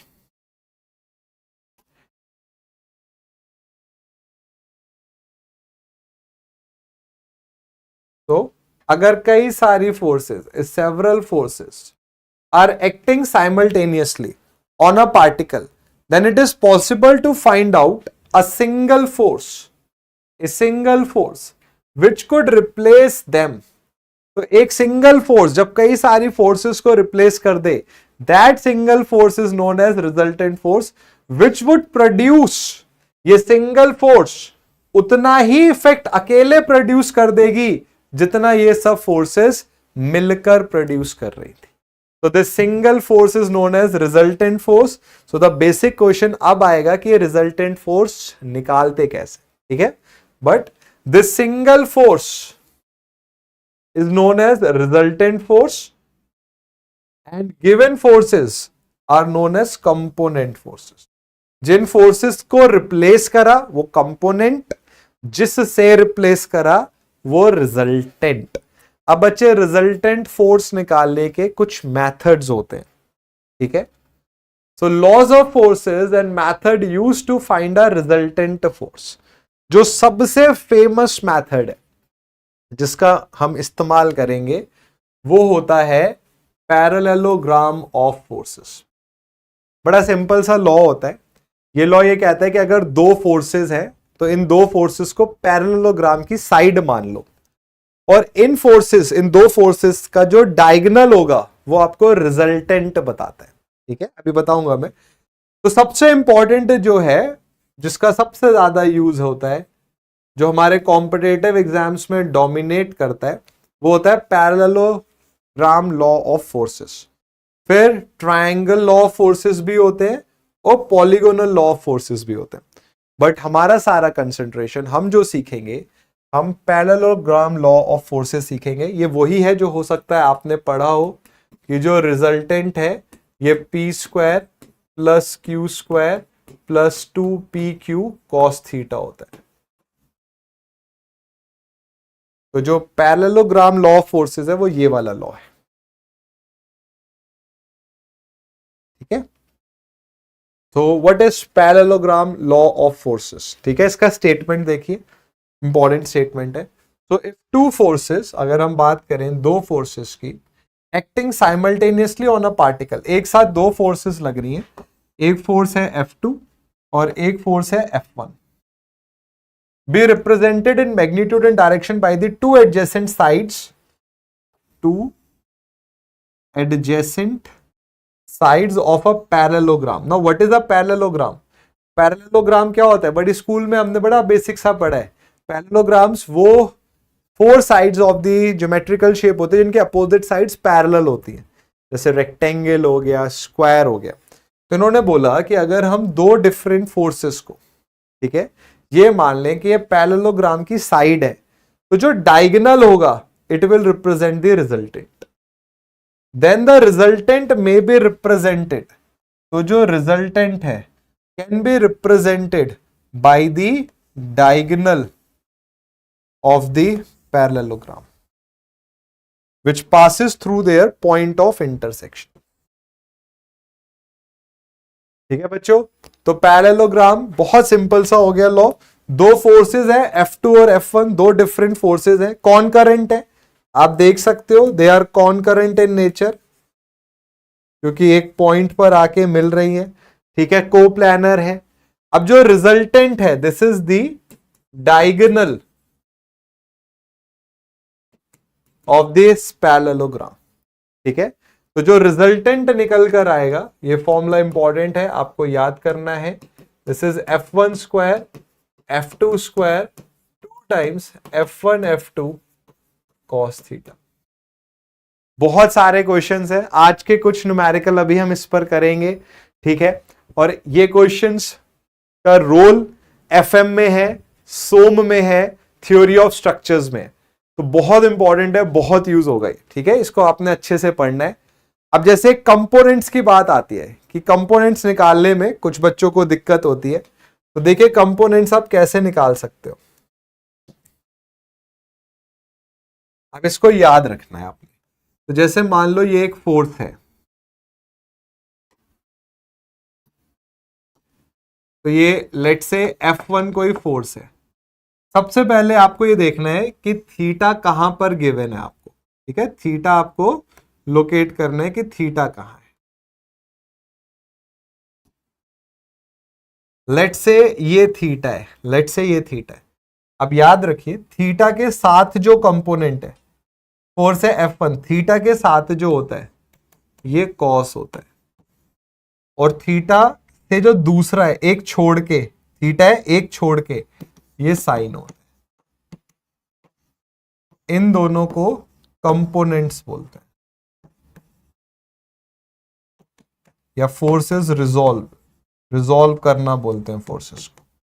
अब जैसे मान लीजिए आपको फिर से चेक करना है कि सर एक केस और देख लेते हैं। तो जैसे ये है, आपने बोला कि सर ये एंगल थीटा है और ये F2 है, तो ये हो जाएगा F2 cos थीटा और ये हो जाएगा F2 sin थीटा। आप बोलो सर मुझे प्रूफ करना है, कैसे आया ये? तो भाई F2 रिजल्टेंट है, ठीक है, F2 इज रिजल्टेंट। तो अगर मैं आपसे बोलूं कि आप मुझे रिजल्टेंट बताओ इस फोर्स का, तो आप बोलोगे सर इस फोर्स का स्क्वायर, तो F2 cos थीटा का स्क्वायर। ये मैं आपको प्रूफ कर रहा हूं कि ये आता कैसे है। फिर आपने बोला सर इसका स्क्वायर, तो F2 sin थीटा का स्क्वायर, रूट में ही है ये, प्लस 2 F1 F2, तो 2 F1 F2 क्या हो गया? F2 square, F2 into F2 square cos theta sin theta, और ये आ गया cos थीटा, ठीक है। अब बच्चे ये हो गया F2 square cos square theta plus F2 square sin square theta, cos square theta plus sin square theta हो गया 1। यहां पर क्या आ जाएगा? cos square theta sin theta. cos square theta को cos की टर्म्स में ब्रेक करके सॉल्व करिए, तो जब आप इसको सॉल्व करोगे तो ये वैल्यू F2 निकल कर आएगी। तो यहां से हमें पता चलता है कि जो ये बीच का, अगर ये F2 है तो एक कंपोनेंट cos में जाना चाहिए और एक कंपोनेंट sin में जाना चाहिए, ठीक है। तो अब आपको ये याद रखना है कि थीटा के साथ जो कंपोनेंट है ये cos है थीटा के साथ, और जो छोड़कर है वो sin है। बहुत यूज होगा ये। अभी मोहित बहुत सारे क्वेश्चंस के बाद ये चीज क्लियर होगी, ठीक है। धीरे धीरे सीखो, वो बोलते हैं ना बेबी स्टेप्स लेना शुरू करो। जब एक छोटा बच्चा चलना शुरू करता है सीधा भागता नहीं है, बेबी स्टेप्स होते हैं, छोटे छोटे स्टेप्स लेंगे। अगर आज भी मैं आपको कि हाँ ये ऐसे है तो डेटा मिक्स हो जाएगा, सो डोंट वरी। बट मैं आपको रिजल्टेंट के बहुत बढ़िया क्वेश्चंस कराऊंगा, कल हम क्वेश्चंस भी करेंगे, इवन आज भी करेंगे, सो डोंट वरी। तो बच्चे अगर हम बात करें रिजल्टेंट की, तो एक तो ये फॉर्मूला आपको याद रखना है। तो पैरेललोग्राम लॉ के हिसाब से this is the formula, F1 square plus F2 square plus 2 F1 F2। और अब देखो यहां पर ये एंगल्स हैं, tan alpha and tan beta and so on. अब मान लो एक बच्चा बोले अरे सर ये कैसे आ गया, मुझे समझ ही नहीं आ रहा, ये tan अल्फा tan बीटा क्या है? देखो बहुत ध्यान से देखो, F2 जो फोर्स है वो एक एंगल पर है, कितने एंगल पर है? थीटा एंगल पर है। तो जब आप F2 को रिजॉल्व करोगे तो F2 का एक कंपोनेंट ऐसे आएगा,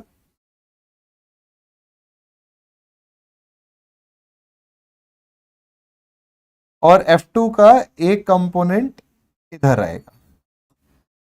ये एंगल थीटा है, ये एंगल थीटा है, थीटा के साथ क्या होता है?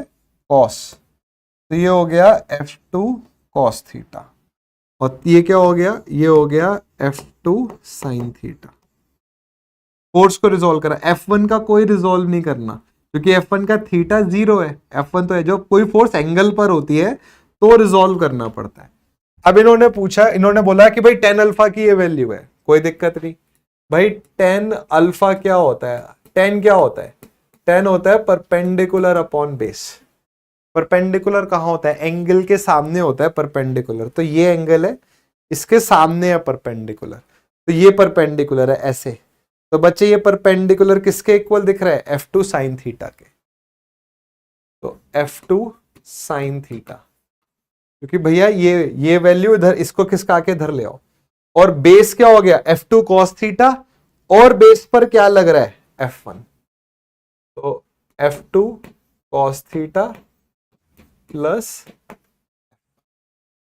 ये tan अल्फा आ गया, क्या हो गया? F2 sine theta upon F1 plus F2 cos theta. बिल्कुल इसी तरीके से आप tan बीटा निकाल सकते हो, एंगल के सामने perpendicular. Now this time this is perpendicular,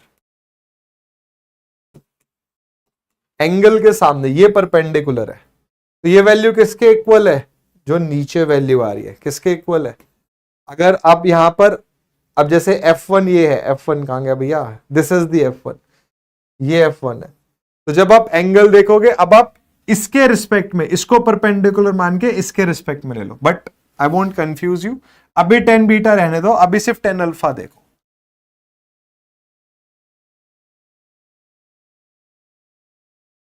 बच्चों समझ आई बात, ये 10 अल्फा समझ आ रहा है।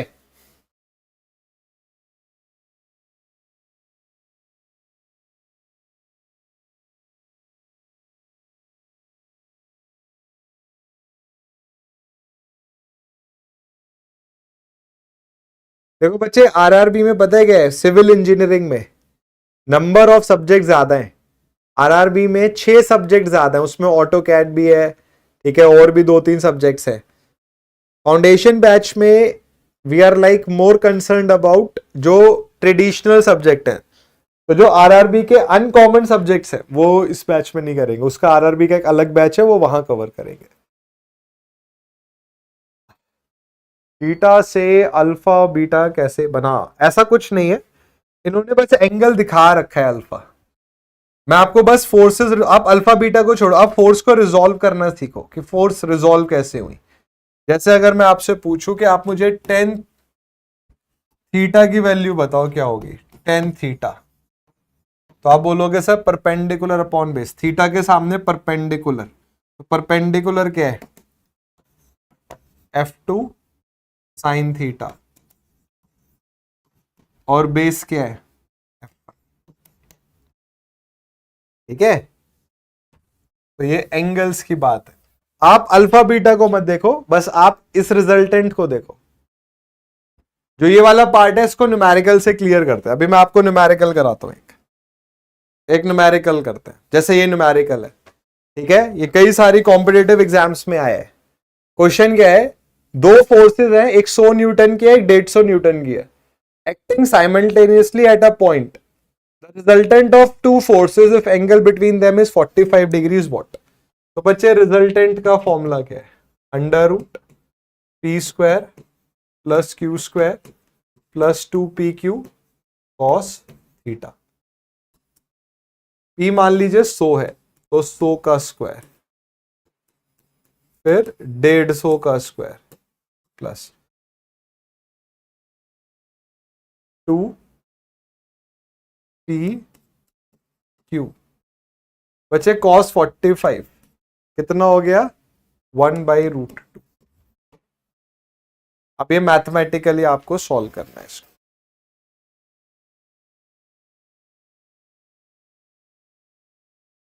बच्चे आरआरबी का नॉन टेक का सिलेबस भी बहुत अलग है, आरआरबी का नॉन टेक का syllabus is different from UP triple S and SSC. तो अगर आप आरआरबी पे फोकस करोगे, तो जो, मैं आपको ये नहीं कह रहा हूं कि you should buy some other course, I am just saying कि जो आपका अनकॉमन पार्ट है, जो ना यूपी ट्रिपल एससी में है ना एसएससी में है, उस पार्ट को आपको ये देखना होगा वो कैसे कवर होगा। अगर आपको लग रहा है वो आप कवर कर सकते हो, then these batches are good for you. अगर आपको लग रहा है कि सर वो जो रिमेनिंग पार्ट है जहां पर इंग्लिश आ रही है, हिंदी आ रही है, कंप्यूटर्स आ रहा है, आरआरबी में कंप्यूटर का भी एक टॉपिक आता है, ठीक है, तो उस केस में अगर आपको लग रहा है कि नहीं सर वो मुझे नहीं पता चल पा रहा है, then you can buy the course. What is the cost of the course, अभी लॉन्च होगा कुछ दिनों में, I believe 100% it will remain less than 1000 rupees, क्योंकि अभी जब बाकी जो कोर्सेज है UP triple S and JE foundation both are at 799, तो ऐसा तो होगा नहीं कि आरआरबी जो बहुत ज्यादा रहेगा, तो मैं 100% श्योर हूँ वो रहेगा 1000 के अंडर। बट आपका उसमें नॉन टेक और जो रिमेनिंग ऑफ द टेक्निकल है, क्योंकि मैंने बताया ना आरआरबी में 22 सब्जेक्ट है, जबकि बाकी सब एग्जाम्स में 16 सब्जेक्ट है, तो बाकी 6 सब्जेक्ट्स भी आपके कवर हो जाएंगे। फाइनल डिसीजन आपको देखना है कि आप खुद से कर सकते हो तो वेल एंड गुड, नहीं कर सकते तो यू कैन बाय इट। मतलब एक साल का 800 रुपया 900 रुपया कोई ज्यादा अमाउंट मुझे नहीं लगता है कि है। सॉल्व करोगे आंसर आएगा 232 किलो न्यूटन।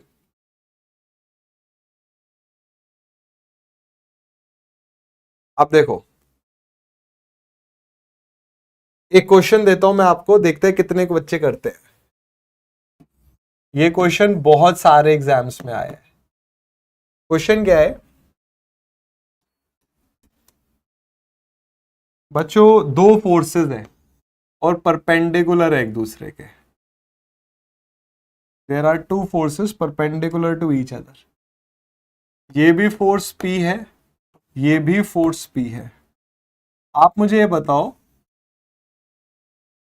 कि रिजल्टेंट की वैल्यू क्या आएगी। What is the value of resultant? Is it P cos theta? Is it P sin theta? Is it 2P cos theta by 2 और is it P cos theta by 2? बताओ, बहुत सारे exams में आए हैं। अरे भगवान जी,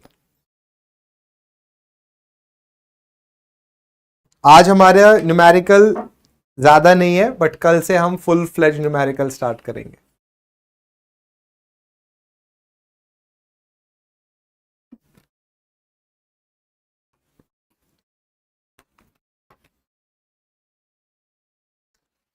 अच्छा एक सेकंड, सॉरी मैंने थोड़ी सी गलती कर दी।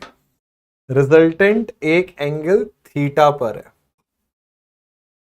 ये मैंने थोड़ी सी गलती कर दी इस क्वेश्चन में, सॉरी। फोर्सेस जो है वो थीटा एंगल पर है। रुको, ये मैं इसको हटा रहा हूं।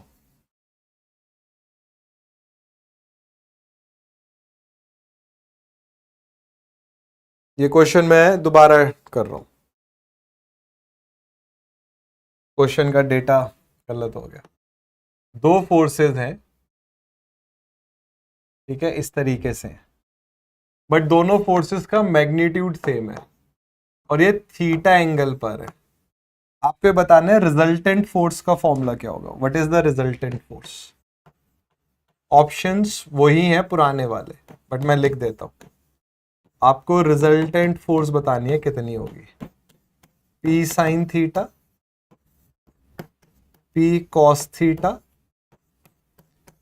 2P cos थीटा बाई 2 या P cos थीटा बाई 2। बच्चों बहुत सारे एग्जाम्स में क्वेश्चन आया है। अब देखो कैसे सॉल्व होगा ये।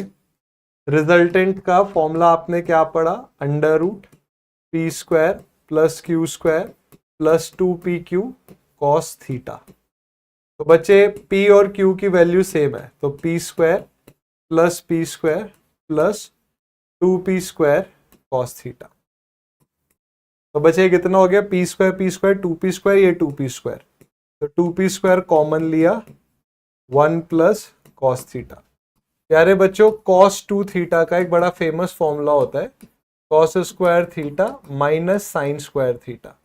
फिर यहां से आता है 2 cos स्क्वायर थीटा माइनस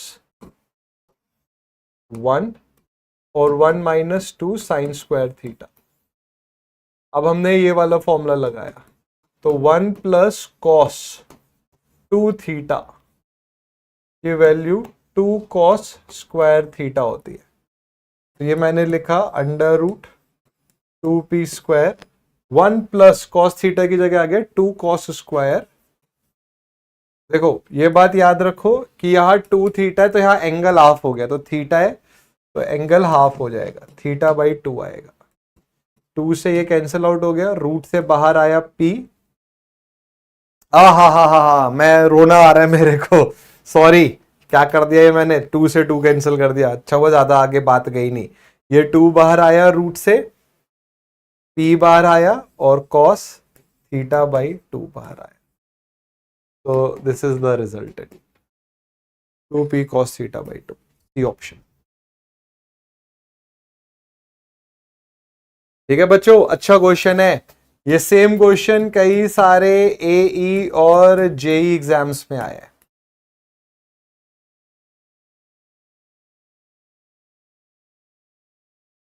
अभी मैं आपको रिजल्टेंट पर और क्वेश्चंस कराऊंगा, कल हम रिजल्टेंट पे बहुत सारे क्वेश्चंस करेंगे, बट एक क्वेश्चन मैं आपको दे रहा हूं होमवर्क में। कल मैं आपको ज्यादा क्वेश्चंस दूंगा। आज आपने अभी ये टॉपिक पढ़ा है तो आज पहली क्लास है तो ज्यादा मैं आपको होमवर्क नहीं दे रहा हूं, बट कल आपको relatively I will give more questions. तो दिस इज योर होमवर्क। तो यहां पर क्या है, दो फोर्सेस है, जब वो राइट एंगल पर है two forces when they are at right angles, so their resultant is 10 Newton. तो दो फोर्सेस जब 90 डिग्री पे लग रही है तो 10 न्यूटन फोर्स लग रही है रिजल्टेंट, बट जब वो 60 डिग्री पे लग रही है तो रिजल्टेंट 13 न्यूटन है। तो इंडिविजुअल फोर्सेस क्या है? तो बच्चे दो इक्वेशंस हैं और दो अननोन है, तो क्लियरली ये सॉल्व किया जा सकता है। तो आराम से इसको घर पे बैठ के सॉल्व करिए, कल मैं इसका सॉल्यूशन बताऊंगा आपको। बट अगर आपने खुद से सॉल्व कर लिया तो आप मुझे बिल्कुल मेल कर सकते हो, देखते हैं कितने बच्चे सॉल्व कर पाते हैं। तो कल मैं इसका आंसर बताऊंगा, बट अगर आप पहले सॉल्व कर लेते हैं तो t amanpreet.c@kgs.live पर आप मुझे सॉल्यूशन मेल कर सकते हो। ठीक है, देखते हैं कितने बच्चे आंसर सही बताते हैं। ठीक है बच्चों, तो आज हमारी पहली क्लास थी। आज हमने बेसिक से पढ़ने की कोशिश करी। आई होप आपका बेसिक थोड़ा सा बना भी होगा। कल हम रिजल्टेंट फोर्सेस पर जाएंगे, पढ़ेंगे उसको। तो जैसे कि आप देख सकते हो, कल जो हमने पढ़ना है, हम इक्विलिब्रियम फोर्सेस के बारे में पढ़ेंगे। इक्विलिब्रियम कैसे आता है फोर्सेस का, एक तरीके से फ्री बॉडी डायग्राम्स के बारे में पढ़ेंगे और रिजल्टेंट के और क्वेश्चन सॉल्व करेंगे। ठीक है, चलो। तो बच्चे कोई भी डाउट आए तो बिल्कुल आप पूछ सकते हैं। आज का डाउट पोर्टल भी है, अदरवाइज आप मेल भी कर सकते हो। मेल आईडी देख लिया आपने। आई होप पहला सेशन था, you would have liked it, but trust me, पहला सेशन है तो बेसिक रखा है, कल थोड़ा एडवांस रूप में जाएंगे। ठीक है बच्चों, चलो नेक्स्ट सेशन में मिलते हैं। Till then do take care, God bless you, thank you, bye bye बच्चों, थैंक यू।